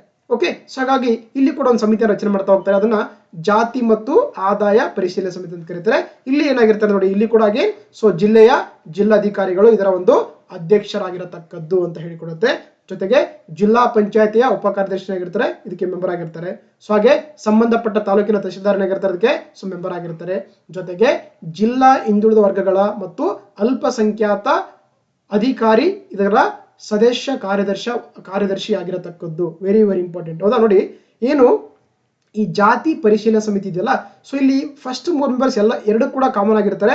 ಆ 4ನೇ ಮೆಂಬರ್ ಇದಾರಲ್ಲ ಅವ್ರು ಏನಾಗಿರ್ತಾರೆ, ಜಿಲ್ಲಾ ಸಮಾಜ ಕಲ್ಯಾಣಾಧಿಕಾರಿ. ಆದ್ರೆ ಸೊ ಈ ಒಂದು OBC ಸಂಪಟ್ಟಂತೆ ಏನಂದ್ರೆ ಯಾರಾಗಿರ್ತಾರೆ, ಜಿಲ್ಲಾ ಹಿಂದುಳಿದ ವರ್ಗಗಳ ಮತ್ತು ಅಲ್ಪಸಂಖ್ಯಾತ ಅಧಿಕಾರಿ ಏನಾಗಿದ್ರೆ ಅವರು ಒಂದು ಮೆಂಬರ್ ಸೆಕ್ರೆಟರಿ ಆಗಿ ಕೆಲಸ ಮಾಡ್ತಿರ್ತಾರೆ. This is the major difference ಅಂತ ಹೇಳ್ಬೋದು. ಓಕೆ. ಸೊ ಅದೇ ರೀತಿ ಇಲ್ಲಿ ಕೂಡ ಏನಾದ್ರೂ ಕೂಡ ಏನ್ ಮಾಡ್ಬೋದು ಅಂದ್ರೆ ಹೆಚ್ಚುವರಿಯಾಗಿ ಜಾತಿ ಪ್ರಮಾಣ ಪತ್ರದ ಪರಿಶೀಲನೆ ಏನ್ ಮಾಡ್ಬೋದು ಅಂದ್ರೆ ಸೊ ಹೆಚ್ಚುವರಿ ಈ ಒಂದು ಜಾತಿ ಮತ್ತು ಆದಾಯ ಪ್ರಮಾಣ ಪತ್ರ ಪರಿಶೀಲನೆ ಸಮಿತಿಯನ್ನ ಮಾಡ್ಕೊಳ್ಳಕ್ಕೆ ರಾಜ್ಯ ಸರ್ಕಾರಕ್ಕೆ ಅವಕಾಶ ಕೊಡ್ತಾ ಹೋಗುತ್ತೆ. ಸೊ ಇಲ್ಲಿ ಕೂಡ ಏನ್ ಮಾಡ್ತಾರೆ ನೋಡಿ, again same special deputy commissioner ದರ್ಜೆಗೆ ಕಡಿಮೆ ಇಲ್ಲದ ಅಧಿಕಾರಿ ಇರ್ತಲ್ಲ, ಏನ್ ಮಾಡ್ತಾರೆ ರಾಜ್ಯ ಸರ್ಕಾರವನ್ನ ಒಬ್ಬ ಸೊ ಈ ಒಂದು ಈ ಸಮಿತಿಗೆ ಏನ್ ಮಾಡ್ತಾರೆ ಅಧ್ಯಕ್ಷರಾಗಿ ನೇಮಕ ಮಾಡುತ್ತೆ. ಅದೇ ರೀತಿ ಉಪವಿಭಾಗದ ಏನು ಅಸಿಸ್ಟೆಂಟ್ ಕಮಿಷನರ್ಸ್ ಇರ್ತಾರೆ ಅವರನ್ನ ಸದಸ್ಯರಾಗಿ ನೇಮಕ ಮಾಡುತ್ತೆ. ಹಾಗೆ ತಾಲೂಕಿನ ತಹಸೀಲ್ದಾರ್ ಏನಂದ್ರೆ ಇದರ ಮೆಂಬರ್ ಆಗಿರ್ತಾರೆ. ಜೊತೆಗೆ ಜಿಲ್ಲಾ ಹಿಂದುಳಿದ ವರ್ಗಗಳ ಮತ್ತು ಅಲ್ಪಸಂಖ್ಯಾತರ ಅಧಿಕಾರಿ ಇರ್ತಾರಲ್ಲ ಅವ್ರು ಏನಾಗಿರ್ತಾರೆ, ಸೊ ಇದರ ಮೆಂಬರ್ ಸೆಕ್ರೆಟರಿ ಅಥವಾ ಸದಸ್ಯ ಕಾರ್ಯದರ್ಶಿಯಾಗಿ ಕಾರ್ಯವನ್ನ ನಿರ್ವಹಿಸ್ತಾರೆ. ಸೊ ಸೇಮ್ ಅಲ್ಲಿ ಏನಂದ್ರೆ ಲಾಸ್ಟ್ ಅಲ್ಲಿ ಮಾತ್ರ ಏನಾಗುತ್ತೆ ಇದರಲ್ಲಿ, ಸೊ ಜಿಲ್ಲಾ ಸಮಾಜ ಕಲ್ಯಾಣ ಅಧಿಕಾರಿ ಬರ್ತಾರೆ. ಅದರಲ್ಲಿ ಜಾತಿ ಪರಿಶೀಲನಾ ಸಮಿತಿಗೆ ಈ ಆದಾಯ ಮತ್ತು ಜಾತಿ ಪರಿಶೀಲನಾ ಸಮಿತಿ ಬಂದಾಗ ಯಾರು ಇರ್ತಾರೆ, ಸೊ ಜಿಲ್ಲಾ ಹಿಂದುಳಿದ ವರ್ಗಗಳ ಮತ್ತು ಅಲ್ಪಸಂಖ್ಯಾತ ಅಧಿಕಾರಿ ಇದರ ಒಂದು ಮೆಂಬರ್ ಸೆಕ್ರೆಟರಿ ಅಥವಾ ಸದಸ್ಯ ಕಾರ್ಯದರ್ಶಿಯಾಗಿ ಕಾರ್ಯವನ್ನ ನಿರ್ವಹಿಸ್ತಿರ್ತಾರೆ. ಇದು ಗೊತ್ತಿರಬೇಕಾಗುತ್ತೆ. ಸೊ ನೆಕ್ಸ್ಟ್ ನೋಡಿ ತಗೋಣ. ಸೊ ರೂಲ್ 5A ಬಗ್ಗೆ ನೋಡಿ, ಹೌದಾ. ಸೊ ರೂಲ್ 5A ಬಗ್ಗೆ ನೋಡಿ ತಗೋಣ. ಇದೇನಂದ್ರೆ ಜಾತಿ ಪರಿಶೀಲನಾ ಸಮಿತಿಯು ನೀಡಿದ ಪ್ರಮಾಣ ಪತ್ರದ ಸಿಂಧುತ್ವ ಅಂತ ಕರೀತಾರೆ.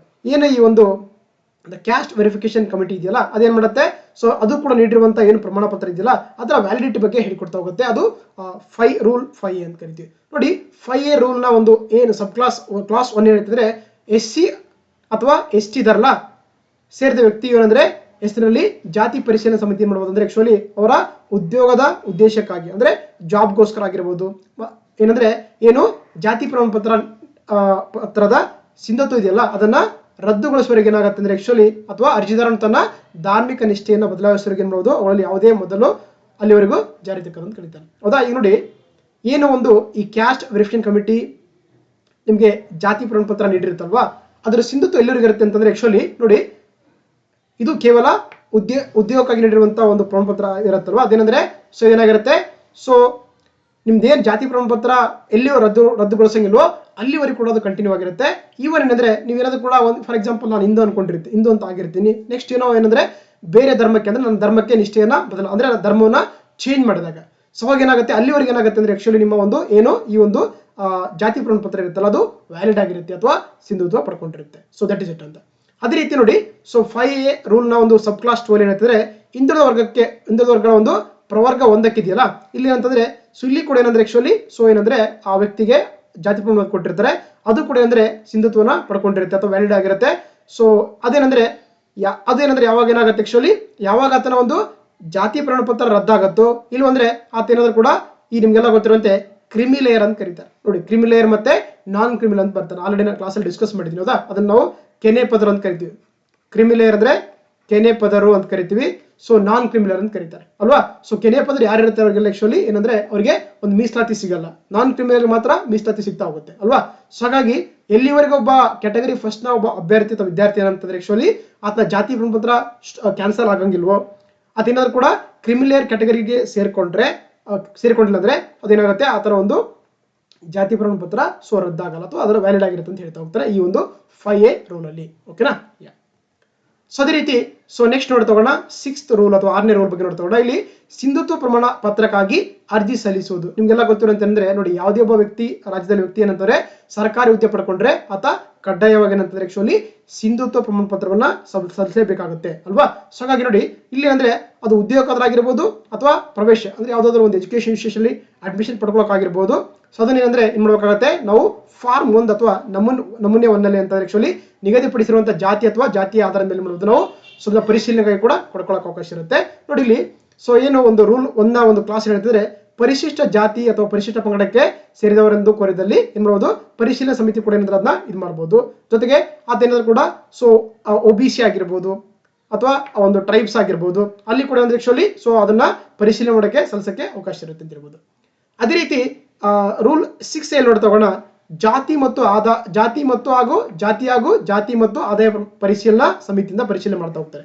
ನೋಡಿ ಅಂದ್ರೆ ಜಾತಿ ಪರಿಶೀಲನೆ ಅಂತಂದ್ರೆ ಕಾಮನ್ ಆಗಿ SC ST ಬಂದ್ರೆ ಜಾತಿ ಹಾಗೂ ಆದಾಯ ಒಂದು ಏನ್ ಪತ್ರ ಇರುತ್ತಲ್ಲ ಅದನ್ನ ಸೊ ಅದು ಕೂಡ ಮಾಡಕ್ಕೆ ಏನ್ ಮಾಡ್ತಾರೆ ಜಾತಿ ಮತ್ತು ಆದಾಯ ಪರಿಶೀಲನಾ ಸಮಿತಿಯಿಂದ ಪರಿಶೀಲನೆ ಮಾಡ್ತಾ ಹೋಗ್ತಾರೆ. ಹೌದಾ. ಇಲ್ಲಿ ಕೂಡ ಏನಂದ್ರೆ ನೋಡಿ ಸೊ ಜಾತಿ ಪರಿಶೀಲನಾ ಸಮಿತಿ ಅಥವಾ ಏನಂದ್ರೆ ಜಾತಿ ಮತ್ತು ಆದಾಯ ಪರಿಶೀಲನಾ ಸಮಿತಿಯಿಂದ ಏನ್ ಮಾಡ್ತಾರೆ ಆಕ್ಚುಲಿ ಅವರ ಸಿಂಧುತ್ವ ಪ್ರಮಾಣವನ್ನ ಪತ್ರದ ಬಿಡಿಗಾಗಿ ಅರ್ಜಿಯನ್ನ ಏನ್ ಸೂಚಿಸಿರ್ತಾರಲ್ವಾ ಈ ನೋಡಿ ಏನಂದ್ರೆ ಅವ್ರೇನಾದ್ರು ಕೂಡ SC ಆಗಿದ್ರೆ ಅಥವಾ ST ಆಗಿದ್ರೆ ಏನ್ ಮಾಡ್ತಾರೆ ಅದನ್ನ ಯಾರು ಮಾಡ್ತಾರೆ ನೈಜತೆಯನ್ನ ಸೊ ಸಮಾಜ ಕಲ್ಯಾಣ ಅಧಿಕಾರಿಗಳು ಏನ್ ಮಾಡ್ತಾರೆ ಅಂದ್ರೆ ಆಕ್ಚುಲಿ ಸೊ ಹಾಗೆ ಅದೇ ರೀತಿ ಸೊ ಅವ್ರೇನಾದ್ರು ಕೂಡ OBC ಆಗಿದ್ರೆ ಅದೇನ್ ಮಾಡ್ತಾರೆ ಸೊ ಹಿಂದುಳಿದ ವರ್ಗಗಳ ಇಲಾಖೆಗೆ ಸಂಬಂಧಪಟ್ಟಂತೆ ಏನಾದ್ರೆ ಆಕ್ಚುಲಿ ಸತ್ಯಾಪನೆಗೆ ಏನ್ ಮಾಡ್ತಾರೆ ಆಕ್ಚುಲಿ ವಿಚಾರಣೆ ನಡೆಸ್ಕೊಳ್ಳಕ್ಕೆ ಸೊ ಆ ಒಂದು ಡಿಪಾರ್ಟ್ಮೆಂಟ್ಗಳಿಗೆ ನಿಮ್ಮ ಒಂದು ಡಾಕ್ಯುಮೆಂಟ್ಸ್ ಗಳನ್ನ ಅಥವಾ ಸಿಂಧುತ್ವ ಪ್ರಮಾಣ ಪತ್ರನ ಅಲ್ಲಿಗೆ ಕಳಿಸ್ಕೊಡ್ತಾ ಹೋಗ್ತಾರೆ. ಅಂದ್ರೆ SC ST ಆಗಿದ್ರೆ ಸಮಾಜ ಕಲ್ಯಾಣ ಆಫೀಸ್ಗೆ, OBC ಆಗಿದ್ರೆ ಸೊ ಬ್ಯಾಕ್ವರ್ಡ್ ಡಿಪಾರ್ಟ್ಮೆಂಟ್ಗೆ ಸೊ ನಿಮ್ಮ ಒಂದು ಪ್ರಮಾಣ ಪತ್ರನ ಕಳಿಸ್ಕೊಂಡು ಅಲ್ಲಿ ಅದರ ಒಂದು ನೈಜತೆಯನ್ನ ಪರಿಶೀಲನೆ ಮಾಡ್ಕೊಳ್ಳೋಕೆ ಸೊ ಇಲ್ಲಿ ಅವಕಾಶ ಕೊಟ್ಟಿರುವಂತದ್ದು ಅಷ್ಟೇ.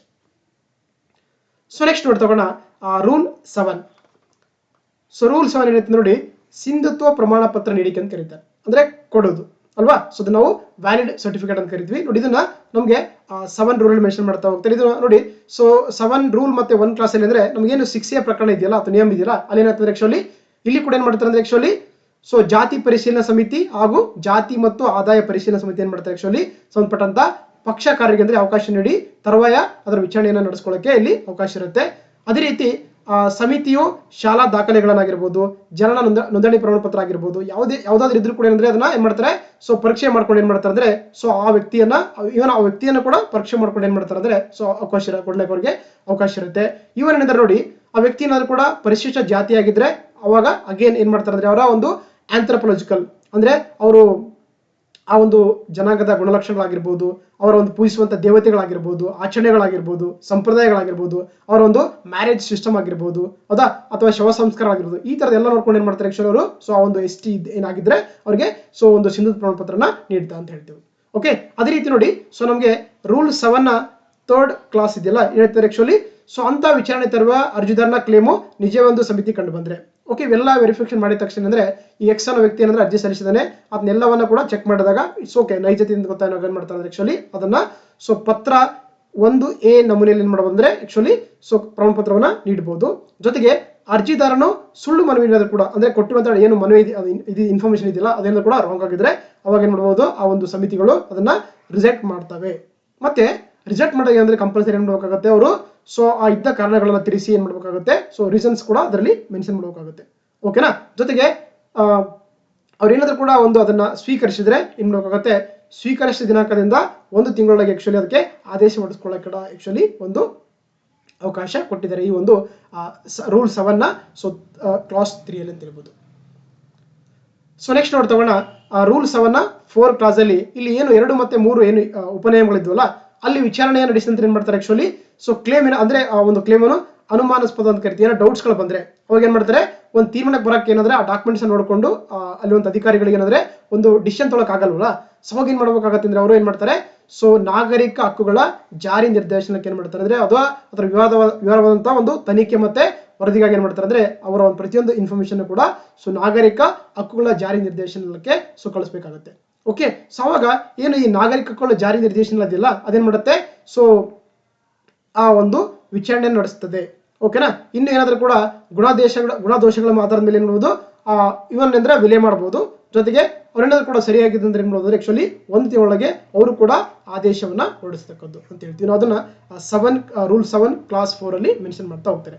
ಅದೇ ರೀತಿ ರೂಲ್ 7 ಕ್ಲಾಸ್ 5 ಏನಿರ್ತದೆ ನೋಡಿ, ಜಾತಿ ಪರಿಶೀಲನಾ ಸಮಿತಿ ಮತ್ತು ಅಥವಾ ಜಾತಿ ಮತ್ತು ಆದಾಯ ಪರಿಶೀಲನಾ ಸಮಿತಿ ಆದೇಶದಿಂದ ಏನಾದ್ರೆ ಆಕ್ಚುಲಿ ಈಗ ಫಾರ್ ಎಕ್ಸಾಂಪಲ್ ಅಂದ್ರೆ ಏನು ಕ್ಯಾಸ್ಟ್ ವೆರಿಫಿಕೇಶನ್ ಕಮಿಟಿ ಆಗಿರ್ಬೋದು, caste and income verification committee ಏನಾದ್ರು ಕೂಡ ಆಕ್ಚುಲಿ ಅವರು ರಿಜೆಕ್ಟ್ ಮಾಡಿದ್ರೆ ಸೊ ಅವಾಗ ಏನಾಗುತ್ತೆ ಅಂದ್ರೆ ಅವ್ರು ಏನ್ ಮಾಡ್ಬೋದು ಆ ಏನು ವ್ಯಕ್ತಿ ಇರ್ತಾರಲ್ಲ ಆತ ಯಾವೊಬ್ಬ ವ್ಯಕ್ತಿ ಏನ್ ಮಾಡ್ಬೋದು ಅಂದ್ರೆ ಆಕ್ಚುಲಿ ಆತ ಡಿವಿಷನಲ್ ಕಮಿಷನರ್ಗೆ ಏನಂದ್ರೆ ಆತ ಮೇಲ್ಮನೆಯನ್ನ ಸಲ್ಲಿಸಬಹುದು.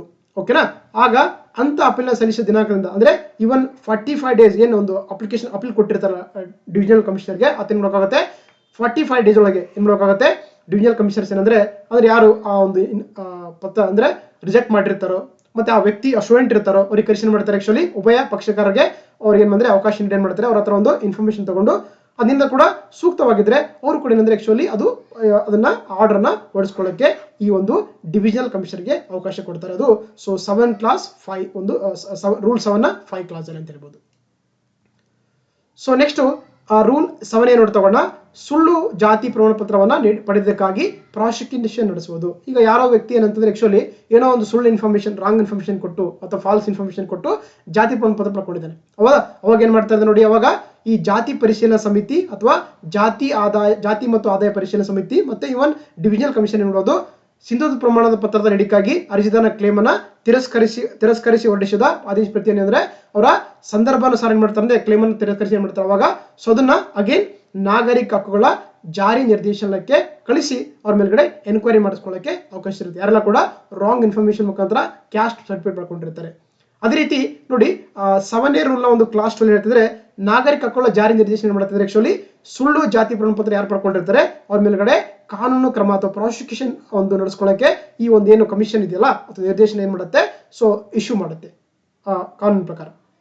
ಅದೇ ರೀತಿ 7B ನೋಡ್ ತಗೋಣ, ಸುಳ್ಳು ಜಾತಿ ಪ್ರಮಾಣ ಪತ್ರದ ಆಧಾರದ ಮೇಲೆ ಪಡೆದುಕೊಂಡ ಆರ್ಥಿಕ ಪ್ರಯೋಜನಗಳನ್ನ ಹಿಂದಕ್ಕೆ ಪಡೆಯುವಂಥದ್ದು. ಯಾವುದೇ ಒಬ್ಬ ವ್ಯಕ್ತಿ ಏನಾದರೂ ಕೂಡ ಸೊ ರಾಂಗ್ ಇನ್ಫಾರ್ಮೇಶನ್ ಕೊಟ್ಟು ಫಾಲ್ಸ್ ಇನ್ಫಾರ್ಮೇಶನ್ ಕೊಟ್ಟು ಏನಾದರೂ ಕೂಡ ಆತ ಕ್ಯಾಸ್ಟ್ ಆ್ಯಂಡ್ ಇನ್ಕಮ್ ಸರ್ಟಿಫಿಕೇಟ್ ಪಡ್ಕೊಂಡ್ರೆ ಈಗ ಫಾರ್ ಎಕ್ಸಾಂಪಲ್ ಅಂದ್ರೆ ಯಾರೋ ಒಬ್ಬ ಎಕ್ಸ್ ಅನ್ನೋ ವ್ಯಕ್ತಿ ಇದ್ದಾನೆ, ಆತ ರಾಂಗ್ ಒಂದು ಇನ್ಫಾರ್ಮೇಶನ್ ಕೊಟ್ಟು SC ಸರ್ಟಿಫಿಕೇಟ್ ತೊಗೊಂಡಿದ್ದಾನೆ, ಅದರಿಂದ ಜಾಬ್ ತೊಗೊಂಡಿರ್ತಾನೆ ಅಲ್ವಾ. ಏನೋ ಒಂದು 10 ಮಂತ್ ಅಥವಾ ವರ್ಕ್ ಮಾಡಿರ್ತಾನೆ, ಸ್ಯಾಲರಿ ತೊಗೊಂಡಿರ್ತಾನೆ. ಆ ಏನು 10 ಮಂತ್ ಸ್ಯಾಲರಿ ಇರ್ತಲ್ಲ ಅದನ್ನೆಲ್ಲ ಕೂಡ ಸರ್ಕಾರ ಮತ್ತೆ ಉಲ್ಟಾ ಪಡ್ಕೊಳ್ಳುತ್ತೆ. ಅದೇ ರೀತಿ ಈಗ ಫಾರ್ ಎಕ್ಸಾಂಪಲ್ ಯಾರೊಬ್ಬ ವಿದ್ಯಾರ್ಥಿ ಸ್ಕಾಲರ್ಶಿಪ್ ಅಂದ್ರೆ ವಿದ್ಯಾರ್ಥಿ ವೇತನ ಪಡ್ಕೊಂಡಿರ್ತಾನೆ, ಅದನ್ನು ಕೂಡ ವಾಪಸ್ ಪಡ್ಕೊಳ್ತಾರೆ. ಅದೇ ರೀತಿ ಯಾವುದೊಬ್ಬ ಏನಂದ್ರೆ ಒಬ್ಬ ವ್ಯಕ್ತಿ ಏನಂದ್ರೆ ಗ್ರಾಂಟ್ಸ್ ತೊಗೊಂಡಿರ್ತಾರೆ ಸರ್ಕಾರದಿಂದ, ಸುಳ್ಳು ಮಾಹಿತಿ ಕೊಟ್ಟು, ಅವಾಗ ಅದನ್ನು ಕೂಡ ವಾಪಸ್ ತಗೋತಾರೆ. ಅದೇ ರೀತಿ ಭತ್ಯೆಗಳಾಗಿರ್ಬೋದು, ಹೀಗೆ ಏನಾದ್ರು ಕೂಡ ಅಥವಾ ಒಂದು ಆರ್ಥಿಕ ಪ್ರಯೋಜನ ಪಡ್ಕೊಂಡ್ರೆ ಅವೆಲ್ಲವನ್ನು ಕೂಡ ಸರ್ಕಾರ ಏನ್ ಮಾಡುತ್ತೆ, ವಾಪಸ್ ಪಡ್ಕೊಳ್ಳುತ್ತೆ. ಓಕೆನಾ. ಅದೇ ರೀತಿ ನೋಡಿ ಆಕ್ಚುಲಿ ನಮಗೆ 8th ರೂಲ್ ಇದೆಯಲ್ಲ, ಅದನ್ನ ಆಕ್ಚುಲಿ ಪ್ರೆಸೆಂಟ್ ಆಗಿ ಇಲ್ಲ, ಅದನ್ನ ರದ್ದು ಮಾಡಿದ್ದಾರೆ. So there is no 8th rule ಇಂದ ದಿಸ್ ರೂಲ್ ಅಂತ ಹೇಳ್ಬೋದು. ನೆಕ್ಸ್ಟ್ ನೋಡಿ ತಗೋಣ. ಸೊ 9th ರೂಲ್ ನೋಡಿ ತಗೋಣ. ಇಲ್ಲಿ ನೇಮಕಾತಿ ಅಥವಾ ಅಪಾಯಿಂಟ್ಮೆಂಟ್ ಅಂತ ಕರಿತೀವಿ. ನೋಡಿ ಸಿಂಧುತ್ವ ಪ್ರಮಾಣ ಪತ್ರ ಪಡೆಯದ, ನೋಡಿ ನಿಮ್ಗೆಲ್ಲ ಗೊತ್ತಿರುವಂತೆ ನಮ್ಮ ಒಂದು ಏನಿದೆ ಸಿಸ್ಟಮ್ ಏನ ಪ್ರಕಾರ ಅಂದ್ರೆ ಸರ್ಕಾರ ಪ್ರಕಾರ ಯಾವುದೇ ಒಬ್ಬ ವ್ಯಕ್ತಿಯನ್ನು ಕೂಡ ಜಾಬ್ ಪಡ್ಕೊಂಡ್ರೆ ಆತ ಕಡ್ಡಾಯವಾಗಿ ಒಂದು ಸಿಂಧುತ್ವ ಪ್ರಮಾಣ ಪತ್ರ ಕೊಡ್ಲೇಬೇಕು. ಕೊಟ್ಟಿಲ್ಲ ಅಂತಂದ್ರೆ ಆಕ್ಚುಲಿ ಆತನಿಗೆ ಯಾವುದೇ ಒಂದು ಕಾರ್ಯಸಂಸ್ಥೆಯಲ್ಲಿ ನೇಮಕ ಮಾಡತಕ್ಕದ್ದಲ್ಲ ಅಂತ ಕೂಡ ನಮಗೆ ಸೊ ಈ ಒಂದು 9th ರೂಲ್ ಅಲ್ಲಿ ಮೆನ್ಷನ್ ಮಾಡ್ತಾ ಹೋಗ್ತಾರೆ. ಹಾಗಾಗಿ ಕಡ್ಡಾಯವಾಗಿ ಅವರು ಸಿಂಧುತ್ವ ಪ್ರಮಾಣ ಪತ್ರ ಕೊಡ್ಲೇಬೇಕು. ಓಕೆನಾ. ಸೊ ಅದೇ ರೀತಿ ಸೊ 9th ಕೂಡ ಪ್ರೆಸೆಂಟ್ ಆಗಿ ಇಲ್ಲ, ಅದನ್ನ ಕೂಡ ತೆಗೆದುಹಾಕಿದ್ದಾರೆ. ಸೊ ನೆಕ್ಸ್ಟ್ ನೋಡಿ ತಗೋಣ, ಆ 10th ರೂಲ್ ನೋಡಿ ತಗೋಣ. ಇಲ್ಲಿ ಅಧಿನಿಯಮಗಳ ಉಪಬಂಧಗಳ ಉಲ್ಲಂಘನೆಗಾಗಿ ಕ್ರಮ ಕೈಗೊಳ್ಳಲು ಅಧಿಕಾರ ಇದೆ ಅಂತ ಕರೀತಾರೆ. ಯಾರಾದ್ರೂ ಕೂಡ ಆಕ್ಚುಲಿ ಯಾವುದೇ ಅಧಿಕಾರಿಗಳಾಗಿರ್ಬೋದು ಅಥವಾ ವ್ಯಕ್ತಿಗಳು ಏನಂತಾರೆ ಆಕ್ಚುಲಿ ಇದರ ಉಲ್ಲಂಘನೆ ಮಾಡಿ, ಈ ಒಂದು ರೂಲ್ಸ್ ಅನ್ನ ಉಲ್ಲಂಘನೆ ಮಾಡಿದ್ರೆ ಅವ್ರ ಮೇಲ್ಗಡೆ ಪನಿಷ್ಮೆಂಟ್ ಮಾಡ್ಕೊಳ್ಳೋ ಕೂಡ ನಮ್ಗೆ ಇದರಲ್ಲಿ 10th ರೂಲ್ ಅಲ್ಲಿ ಮೆನ್ಷನ್ ಮಾಡ್ತಾ ಹೋಗ್ತಾರೆ. ಹೌದಾ. ಅಂದ್ರೆ ನೋಡಿ ಏನು ಒಂದು 10ನೇ ರೂಲ್ ನ ಒಂದು ಕ್ಲಾಸ್ 1 ಅಧಿನಿಯಮ ಪ್ರಕಾರ ಏನಂತಾರೆ ಆಕ್ಚುಲಿ ಯಾವುದೇ ಒಬ್ಬ ಅದನ್ನು ಉಲ್ಲಂಘನೆ ಮಾಡಿದ್ರೆ ಅದು ಅನುಸೂಚಿತ ಜಾತಿ ಅಂದ್ರೆ SC ಆಗಿರ್ಬೋದು, ST ಆಗಿರ್ಬೋದು. ಹೌದಾ. ಅವಾಗ ಏನ್ ಮಾಡ್ತಾರೆ ಅಂದ್ರೆ ನೋಡಿ SC ST ಆಗಿದ್ರೆ ಅವ್ರನ್ನ ಸಮಾಜ ಕಲ್ಯಾಣ ನಿರ್ದೇಶಕರ ಅಥವಾ ಅವ್ರೇನಾದ್ರು ಕೂಡ ಬುಡಕಟ್ಟು ಕಲ್ಯಾಣ ನಿರ್ದೇಶಕರಾಗಿರ್ಬೋದು ಅವರ ಇಂದ, ಅಥವಾ ಏನಾದ್ರು ಕೂಡ ಅಪಾಯಿಂಟ್ ಆಗಿರುವಂತ ಒಬ್ಬ ಅಥಾರಿಟಿ ಆಗಿರ್ಬೋದು. ಇನ್ನು ಏನು ಬ್ಯಾಕ್ವರ್ಡ್ ಕ್ಲಾಸಸ್ ಸಂದರ್ಭದಲ್ಲಿ ಅಂತಂದ್ರೆ ಆಕ್ಚುಲಿ ಯಾರು ಹಿಂದುಳಿದ ವರ್ಗಗಳ ನಿರ್ದೇಶಕರಾಗಿರ್ಬೋದು ಅಥವಾ ಅದರ ಒಂದು ಅಪಾಯಿಂಟ್ ಆಗಿರುವಂತ ಒಂದು ಅಥಾರಿಟಿ ಆಗಿರ್ಬೋದು. ಸೊ ಅವ್ರು ಏನಂದ್ರೆ ಏನ್ ಮಾಡ್ತಾರೆ ಆಕ್ಚುಲಿ ಸೊ ಇಲ್ಲಿ ಅವ್ರ ಪ್ರಾಧಿಕಾರ ಮುಖಾಂತರ ಏನಂದ್ರೆ ಆಕ್ಚುಲಿ ಅವರಿಗೆ ಒಂದು ಉಲ್ಲಂಘನೆಗೆ ಕ್ರಮಗಳು ತಗೊಳ್ಳಕ್ಕೆ ಅವಕಾಶ ಕೊಟ್ಟಿದ್ದಾರೆ. ಅಂದ್ರೆ SC ST ಆಗಿದ್ರೆ ಸಮಾಜ ಕಲ್ಯಾಣ ನಿರ್ದೇಶಕರಾಗಿರ್ತಾರೆ, OBC ಆಗಿದ್ರೆ ಬ್ಯಾಕ್ವರ್ಡ್ ಕ್ಲಾಸ್ ನ ಡೈರೆಕ್ಟರ್ ಆಗಿರ್ತಾರೆ ಅಂತ ಹೇಳ್ಬೋದು. ಸೊ ಅದೇ ರೀತಿ ಸೊ 10 ಕ್ಲಾಸ್ ನೋಡಿ ಪ್ರಾಧಿಕೃತ ಅಧಿಕಾರಿ ಅಥವಾ ಏನು ಅಪಾಯಿಂಟೆಡ್ ಅಥಾರಿಟಿ ಅಂತ ಕರಿತೀವಿ. ಅವ್ರೇನಾದ್ರು ಕೂಡ ಪ್ರವೇಶಗಳು ಅಥವಾ ನೇಮಕಾತಿ ವಿಷಯದಲ್ಲಿ ಏನಾದ್ರು ಕೂಡ ಅಧಿನಿಯಮ ಅಥವಾ ಇವುಗಳನ್ನ ಏನಾದ್ರು ಕೂಡ ಉಲ್ಲಂಘನೆ ಮಾಡಿದ್ರೆ ಏನ್ ಮಾಡ್ತಾರೆ ಆಕ್ಚುಲಿ ಅವರು ಪ್ರವೇಶ ನೀಡುವ ಅಥವಾ ಪ್ರಾಧಿಕಾರಿಗೆ ಅಥವಾ ನೇಮಕಾತಿ ಪ್ರಾಧಿಕಾರ ಏನ್ ಮಾಡ್ತಾರೆ ಅಂತ ಉಲ್ಲಂಘನೆಯನ್ನು ಸರಿಪಡಿಸಲು 30 days 30 ದಿನಗಳು ಏನ್ ಮಾಡ್ತಾರೆ ಆಕ್ಚುಲಿ ಅವಧಿಯನ್ನು ಒಂದು ವರದಿ ಕೊಡಲಿಕ್ಕೆ ಸೊ ಇನ್ಫಾರ್ಮೇಶನ್ ಕೊಡ್ತಾ ಹೋಗ್ತಾರೆ. ಹೌದಾ. ಈಗ ಫಾರ್ ಎಕ್ಸಾಂಪಲ್ ಅಂದ್ರೆ SC ST ವ್ಯಕ್ತಿ ಏನಂದ್ರೆ ಆಕ್ಚುಲಿ ಅಥವಾ ರಾಂಗ್ ಇನ್ಫಾರ್ಮೇಶನ್ ಕೊಟ್ಟು ಅಥವಾ ಏನೋ ಒಂದು ಇದು ಮಾಡ್ಕೊಂಡು ಜಾಬ್ ಪಡ್ಕೊಂಡಿರ್ತಾನಲ್ವಾ, ಅದೇನಾದ್ರು ಕೂಡ ರಾಂಗ್ ಆಗಿದ್ರೆ ಅಥವಾ ಏನಾದ್ರು ಮಿಸ್ಯೂಸ್ ಮಾಡ್ಕೊಂಡ್ರೆ ಏನಾಗುತ್ತೆ, ಸೊ ಅವಾಗ ಈ ಸಂಬಂಧಪಟ್ಟಂತ ಅಧಿಕಾರಿ ಏನ್ ಮಾಡ್ತಾರೆ 30 days ಅಲ್ಲಿ ಒಂದು ರಿಪೋರ್ಟ್ ಕೊಡ್ಕೊಳ್ಳಕ್ಕೆ ಸೊ ಹೇಳ್ಕೊಡಕ್ಕೆ ಅವಕಾಶ ಕೊಟ್ಟಿದ್ದಾರೆ. ಅದು ಸೊ ರೂಲ್ 10 ನ ಸೊ ಕ್ಲಾಸ್ 2 ಅಲ್ಲಿ ಅಂತ ಹೇಳ್ತೀವಿ. ಸೊ ನೆಕ್ಸ್ಟ್ ನೋಡಿ ತಗೋಣ. ಸೊ ರೂಲ್ 10 ನ ಕ್ಲಾಸ್ 3 ಅಲ್ಲಿ ಪ್ರವೇಶ ನೀಡುವ ಪ್ರಾಧಿಕಾರ ಅಥವಾ ನೇಮಕಾತಿ ಪ್ರಾಧಿಕಾರ ಇವನ್ ಅಂದ್ರೆ ಯಾವ್ದಾದ್ರು ಕೂಡ ಒಂದು ಅಪಾಯಿಂಟಿಂಗ್ ಅಥಾರಿಟಿ ಆಗಿರ್ಬೋದು ಅಥವಾ ಈ ಒಂದು ಫಾರ್ ಎಕ್ಸಾಂಪಲ್ KPSC ತರ ಇದಾಗಿರ್ಬೋದು, ಅವುಗಳೇನಾದ್ರು ಕೂಡ ಉಲ್ಲಂಘನೆ ಮಾಡಿದ್ರೆ ಅವುಗಳ ಕೂಡ ಸರಿಪಡಿಸುವಲ್ಲಿ ಅಥವಾ ಮನವರಿಕೆ ಆಗುವಂತೆ ಅಂದ್ರೆ ಸಮರ್ಥನೆ ನೀಡಲು ಏನಾದ್ರು ಕೂಡ ವಿಫಲವಾದಲ್ಲಿ ಅವಾಗ ಏನ್ ಮಾಡುತ್ತೆ ಆ ಪ್ರಾಧಿಕೃತ ಅಧಿಕಾರಿ ಆಗಿರ್ಬೋದು ಅವ್ರೇನಂದ್ರೆ ಆಕ್ಚುಲಿ ಏನ್ ಅಪಾಯಿಂಟ್ ಮಾಡ್ಕೊಂಡಿರ್ತಾರೆ ಅದನ್ನ ಸೊ ಏನಂದ್ರೆ ಶೂನ್ಯವೆಂದು ಘೋಷಿಸತಕ್ಕದ್ದು, ಅಂದ್ರೆ ಅಪಾಯಿಂಟ್ಮೆಂಟ್ ಅನ್ನ ನಲ್ ಅಂತ ಕರೀತಾರೆ. ಸೊ ಅಪಾಯಿಂಟ್ಮೆಂಟ್ ಅನ್ನ ಕ್ಯಾನ್ಸಲ್ ಮಾಡ್ತಾ ಹೋಗ್ತಾರೆ.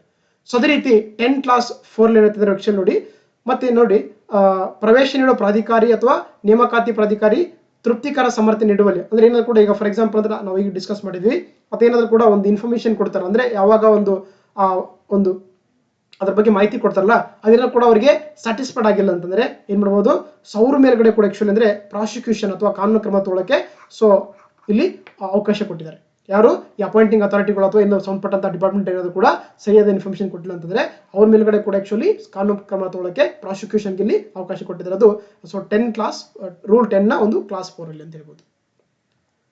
ಸೊ ನೆಕ್ಸ್ಟ್ ನೋಡಿ ತಗೋಣ 11th ರೂಲ್ ನ.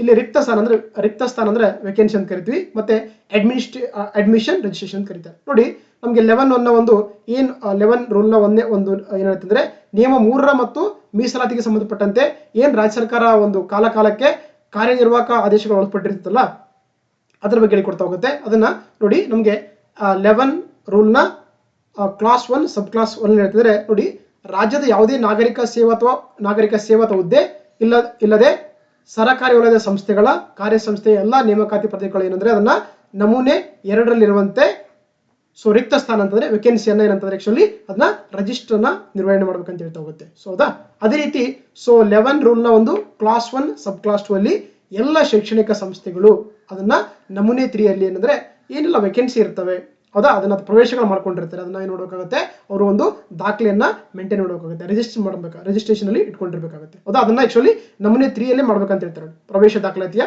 ಮಾಹಿತಿಯನ್ನ. ಅದೇ ರೀತಿ ಸೊ 11 ಕ್ಲಾಸ್ 1 ಸಬ್ ಕ್ಲಾಸ್ 3 ಅಲ್ಲಿ ಎಲ್ಲ ಶೈಕ್ಷಣಿಕ ಸಂಸ್ಥೆಗಳು ಕೂಡ ಇದು ಪ್ರವರ್ಗಗಳ ಅರ್ಜಿದಾರರಿಂದ ಸ್ವೀಕರಿಸಿದ ಅರ್ಜಿಗಳ ಸ್ವೀಕೃತಿಯನ್ನು ಅವರೇನಂದ್ರೆ ನಮೂನೆ 3 ಅಲ್ಲಿ ಅಥವಾ ಫಾರ್ಮ್ 3 ಅಲ್ಲಿರುವಂತೆ ಒಂದು ಅಂದ್ರೆ ಅವರ ದಾಖಲೆಯನ್ನ ನಿರ್ವಹಣೆ ಮಾಡ್ಬೇಕಂತ ಹೇಳ್ತಾರೆ. ಸೊ ಹಾಗಾಗಿ ಅದು ಕೂಡ ಗೊತ್ತಾಗಬೇಕು ಓಕೆನಾ. ಅಂದ್ರೆ ಜಾಬ್ಸ್ ಸಂಬಂಧಪಟ್ಟಂತೆ ನಮೂನೆ 2ರಲ್ಲಿ, ಅದೇ ರೀತಿ ಎಜುಕೇಶನ್ ಸಂಬಂಧಪಟ್ಟಂತೆ ಸೊ ನಮೂನೆ 3ರಲ್ಲಿ, ಅಥವಾ ಎಲ್ಲ ಶೈಕ್ಷಣಿಕ ಸಂಸ್ಥೆಗಳಲ್ಲಿ ಪ್ರವರ್ಗ ಕ್ಯಾಟಗರೀಸ್ ಇರ್ತಾರಲ್ಲ ಅವ್ರನ್ನ ನಮೂನೆ 3 ಅಲ್ಲಿ ಅವೆಲ್ಲವನ್ನು ಕೂಡ ಒಂದು ಇನ್ಫಾರ್ಮೇಶನ್ ಅವರು ಒಂದು ಲಿಸ್ಟ್ ಅನ್ನ ಅವರು ಇಡಬೇಕಾಗುತ್ತೆ. That's it. ಸೊ ನೆಕ್ಸ್ಟ್ ನೋಡ್ತಗೋಣ. ಸೊ 12th ರೂಲ್ ಅಥವಾ 12ನೇ ಒಂದು ರೂಲ್ ಬಗ್ಗೆ ನೋಡ್ತಗೋಣ. ಇಲ್ಲಿ ನಮಗೆ ತಪಾಸಣೆಗಳು ಅಥವಾ ಇನ್ಸ್ಪೆಕ್ಷನ್ ಅಂತ ಕರೀತಾರೆ ನೋಡಿ. ಇಲ್ಲಿ SC ಆಗಿರ್ಬೋದು, ST ಆಗಿರ್ಬೋದು, ಸಂಬಂಧದಲ್ಲಿ ಸಮಾಜ ಹೌದಾ, ಈ SC ST ಆಗಿದ್ರೆ ಅವ್ರಿಗೆ ಅಂದ್ರೆ ಸಮಾಜ ಕಲ್ಯಾಣ ವಿಸ್ತೀರ್ಣಾಧಿಕಾರಿ ಅಥವಾ ಸಮಾಜ ಕಲ್ಯಾಣ ನಿರೀಕ್ಷಕನು ಅಥವಾ ಇತರ ಹಿಂದುಳಿದ ವರ್ಗಗಳಾಗಿದ್ರೆ ಅವರು ಹಿಂದುಳಿದ ವರ್ಗಗಳ ನಿರೀಕ್ಷಣಾ ಸಹಾಯಕ ಆಗಿರ್ಬೋದು ಅಥವಾ ಆತನಿಗಿಂತ ಹಿರಿಯದಂತ ಒಂದು ಅಧಿಕಾರಿ ಆಗಿರ್ಬೋದು ಅವ್ರು ಏನ್ ಮಾಡ್ಬೋದು ಆಕ್ಚುಲಿ.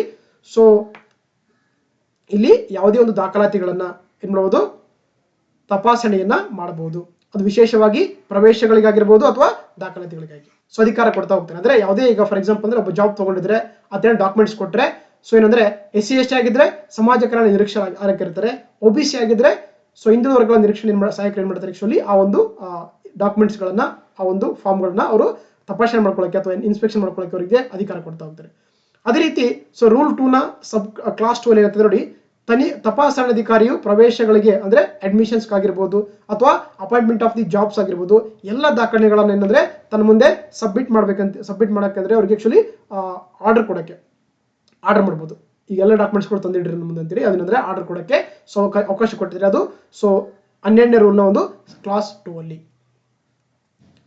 ಸೊ ನೆಕ್ಸ್ಟ್ ನೋಡ್ತಗೋಣ. ಸೊ 13ನೇ ರೂಲ್ 13 ಅಂತ ಕರಿತೀವಿ. ಇದನ್ನ ವಾರ್ಷಿಕ ವರದಿ ಅಥವಾ ಎನ್ಯುವಲ್ ರಿಪೋರ್ಟ್ ಅಂತ ಕರೀತಾರೆ ನೋಡಿ. ರೂಲ್ 13ರ ಒಂದು ಕ್ಲಾಸ್ 1 ಇದೆಯಲ್ಲ, ಇಲ್ಲಿ ಹೇಳ್ತಾರೆ ನೋಡಿ, ಎಲ್ಲ ನೇಮಕಾತಿ ಪ್ರಾಧಿಕಾರಗಳು ಅಂದ್ರೆ ಏನು ಅಪಾಯಿಂಟಿಂಗ್ ಅಥಾರಿಟಿಗಳು ಇರ್ತವೆ ಅಥವಾ ಮತ್ತು ಸಾರ್ವಜನಿಕ ವಲಯದ ಎಲ್ಲ ಕಾರ್ಯ ಸಂಸ್ಥೆಗಳು SC ST ಸಂಬಂಧಪಟ್ಟಂತಿದ್ರೆ ಏನ್ ಮಾಡಬಹುದು, ಅವರು ನಮೂನೆ 4 ಅಥವಾ ಫಾರ್ಮ್ 4 ಅಲ್ಲಿ ಏನ್ ಮಾಡಬೇಕಾಗುತ್ತೆ, ಯಾರು SC ST ಆಗಿದ್ರೆ. ಅದೇ ರೀತಿ ಅವ್ರೇನಾದ್ರು ಕೂಡ ಬ್ಯಾಕ್ವರ್ಡ್ ಸಂಬಂಧಪಟ್ಟದಾಗಿದ್ರೆ ಅವರು ನಮೂನೆ 5 ಅಲ್ಲಿ ಏನ್ ಮಾಡಬೇಕಾಗುತ್ತೆ, ಸೊ ಪ್ರತಿ ವರ್ಷದ ಮೇ ತಿಂಗಳ 1ನೇ ದಿನಾಂಕದೊಳಗೆ. ಜೊತೆಗೆ ಎಲ್ಲ ಶೈಕ್ಷಣಿಕ ಸಂಸ್ಥೆಗಳು ವಾರ್ಷಿಕ ವರದಿಯನ್ನ ಅನುಸೂಚಿತ ಜಾತಿಗಳು ಅಂದ್ರೆ SC ಆಗಿರ್ಬೋದು, ST ಗಳಿಗೆ ಸಂಬಂಧಪಟ್ಟಂತೆ ನಮೂನೆ 6ರಲ್ಲಿ, ಜೊತೆಗೆ ಇತರೆ ಹಿಂದುಳಿದ ವರ್ಗಗಳ ಸಂಬಂಧಪಟ್ಟಂತೆ ನಮೂನೆ 7ರಲ್ಲಿ ಅವರು ಪ್ರತಿ ವರ್ಷದ ಸೆಪ್ಟೆಂಬರ್ 1ನೇ ದಿನಾಂಕದೊಳಗೆ ಆಕ್ಚುಲಿ ಆ ಒಂದು ವಾರ್ಷಿಕ ವರದಿಯನ್ನ ಸರ್ಕಾರಕ್ಕೆ ಸಂಬಂಧಪಟ್ಟ ಇಲಾಖೆಗೆ ಸಲ್ಲಿಸಬೇಕಾಗುತ್ತೆ ನೋಡಿ ಹೌದಾ. ಸೊ ಹಾಗಾಗಿ SC ST ಏನಾದ್ರು ಆಗಿದ್ರೆ ಅದು ನಮೂನೆ 4 ಫಾರ್ಮ್ 4 ಅಲ್ಲಿ, ಬ್ಯಾಕ್ವರ್ಡ್ಸ್ ಆಗಿದ್ರೆ ನಮೂನೆ 5 ಅಲ್ಲಿ ಏನ್ ಮಾಡಬೇಕಾಗುತ್ತೆ, ಸೊ ಏನಂದ್ರೆ ಪ್ರತಿ ವರ್ಷ ಮೇ ತಿಂಗಳ 1ನೇ ದಿನಾಂಕದೊಳಗೆ ಅವರು ವಾರ್ಷಿಕ ವರದಿಯನ್ನ ಸಲ್ಲಿಸಬೇಕು. ಅದೇ ರೀತಿ ಅವರೇನಾದ್ರು ಕೂಡ ಇವು ಅಪಾಯಿಂಟ್ಮೆಂಟ್ ಅಲ್ಲಿ. ಅದೇ ರೀತಿ ಶೈಕ್ಷಣಿಕ ಸಂಸ್ಥೆಗಳಾಗಿದ್ರೆ ಸೊ SC ST ಇದ್ದಿದ್ರೆ ಅವರು ನಮೂನೆ 6ರಲ್ಲಿ, OBC ಆಗಿದ್ರೆ ನಮೂನೆ 7ರಲ್ಲಿ ಏನಂದ್ರೆ ಸೆಪ್ಟೆಂಬರ್ 1 ಅಂದ್ರೆ ಜಾಬ್ಸ್ ಬಂದ್ರೆ ಮೇ ತಿಂಗಳ 1ನೇ ದಿನ ಫಸ್ಟ್ ಡೇಟು. ಅದೇ ರೀತಿ ಎಜುಕೇಶನ್ ಇನ್ಸ್ಟಿಟ್ಯೂಷನ್ ಬಂದ್ರೆ ಸೆಪ್ಟೆಂಬರ್ ಫಸ್ಟ್ ಡೇಟ್ ಅಂತ ಕೊಟ್ಟಿದ್ದಾರೆ ಡೇಟ್. ಸೊ ಹಾಗಾಗಿ ಅದರೊಳಗಡೆ ಏನ್ ಮಾಡಬೇಕಾಗುತ್ತೆ, ಅವರು ತಮ್ಮ ವಾರ್ಷಿಕ ವರದಿಯನ್ನ ಸಂಬಂಧಪಟ್ಟ ಇಲಾಖೆಗಳಿಗೆ ಅಥವಾ ಸರ್ಕಾರಗಳಿಗೆ ಸಲ್ಲಿಸಬೇಕಾಗುತ್ತೆ. That is the annual report ಅಂತ ಕರೀತಾರೆ. ಓಕೆ. ಸೊ ಹಾಗೆ ನಾವು ಆಗ್ಲೇ ನೋಡಿ ಡಿಸ್ಕಸ್ ಮಾಡ್ತಿದ್ವಿ ನಮೂನೆ A ಫಾರ್ಮ್ ಏನ್ ಬಂದದ ನೋಡಿ. ನಮಗೆ ಏನು ಫಾರ್ಮ್ A ಅಥವಾ ನಮೂನೆ ಇದೆಯಲ್ಲ, ಇದೇನಂದ್ರೆ ನಿಯಮ 3A ನ 1ರಲ್ಲಿ ಕೊಡ್ತಾ ಇದರ ಇನ್ಫಾರ್ಮೇಶನ್ ಕೊಟ್ಟಿದ್ದಾರೆ. ಇದೇನಂದ್ರೆ ನೋಡಿ, ಅನುಸೂಚಿತ SC ಅಥವಾ ST ಏನಿದಾರಲ್ಲ ಅವ್ರೇನ್ ನೋಡ್ಬೋದು, ಜಾತಿ ಪ್ರಮಾಣ ಪತ್ರಕ್ಕೆ ತಮ್ಮ ಅರ್ಜಿಯನ್ನು ಸಲ್ಲಿಸಕ್ಕೆ ಏನೋ ಅದ್ರ ಫಾರ್ಮ್ ಏನಾಗಿರುತ್ತೆ, ಫಾರ್ಮ್ A ಅಲ್ಲಿ ಇನ್ಫಾರ್ಮೇಶನ್ ಕೊಟ್ಟಿರ್ತಾರೆ. ಓಕೆ, ಅಂದ್ರೆ ಫಾರ್ಮ್ A ಅಲ್ಲೇ SC ST ಇರುವಂತಹ ವಿದ್ಯಾರ್ಥಿ ಅಥವಾ ಅಭ್ಯರ್ಥಿ ತಹಸೀಲ್ದಾರ್ಗೆ ತಮ್ಮ ಅರ್ಜಿಯನ್ನ ಸಲ್ಲಿಸಬಹುದು. That is the form A ಅಥವಾ ನಮೂನೆ ಅಂತ ಕರೀತಾರೆ. ಅದೇ ರೀತಿ ನಮೂನೆ B ಅಂತಿದೆ ನೋಡಿ, ಇದು ಕೂಡ ಆಕ್ಚುಲಿ ನಿಯಮ 3ರ ಒಂದು A ನ ಸಬ್ ಕ್ಲಾಸ್ 1 ಅಲ್ಲಿ ಕೊಟ್ಟಿದ್ದಾರೆ. ಇದೇನಂದ್ರೆ ವಿಶೇಷವಾಗಿ ಕ್ಯಾಟಗರಿ ಫಸ್ಟ್ ಸಂಬಂಧಪಟ್ಟಂತಹ ವಿದ್ಯಾರ್ಥಿ ಅಥವಾ ಅಭ್ಯರ್ಥಿ ಸಂಬಂಧಪಟ್ಟಂತೆ ಅದು ಅವ್ರು ಆಗಿದ್ರೆ ಅವರು ನಮೂನೆ B ಅಲ್ಲೇ ತಹಸೀಲ್ದಾರ್ಗೆ ತಮ್ಮ ಜಾತಿ ಪ್ರಮಾಣ ಪತ್ರಕ್ಕಾಗಿ ಅರ್ಜಿಯನ್ನ ಸಲ್ಲಿಸಬಹುದು. ಅದೇ ರೀತಿ ನಮೂನೆ ಸಿ ಅಥವಾ ಫಾರ್ಮ್ ಸಿ ಇದೆಯಲ್ಲ, ಇದು ಕೂಡ ಏನಂತಂದ್ರೆ ಆದಾಯ ಮತ್ತು ಜಾತಿ ಪ್ರಮಾಣಪತ್ರ. ಸಾಮಾನ್ಯವಾಗಿ ಅಂತಾರೆ ಅದು ಆಕ್ಚುಲಿ OBC. ಹೌದಾ? ಯಾರೆಲ್ಲ OBC ಅವರಾಗಿರ್ತಾರೆ ಅವರು ನಮೂನೆ 3 ತಮ್ಮ ಅರ್ಜಿಯನ್ನ, ಜಾತಿ ಪ್ರಮಾಣಪತ್ರ ಅರ್ಜಿ, ಆದಾಯ ಪ್ರಮಾಣಪತ್ರ ಮೂಲಕ ಅರ್ಜಿಯನ್ನ ತಹಶೀಲ್ದಾರ್ಗೆ ನಮೂನೆ ಸಿ ಅಲ್ಲೇ ಸಲ್ಲಿಸಿ ಕೊಡಬೇಕಾಗುತ್ತೆ.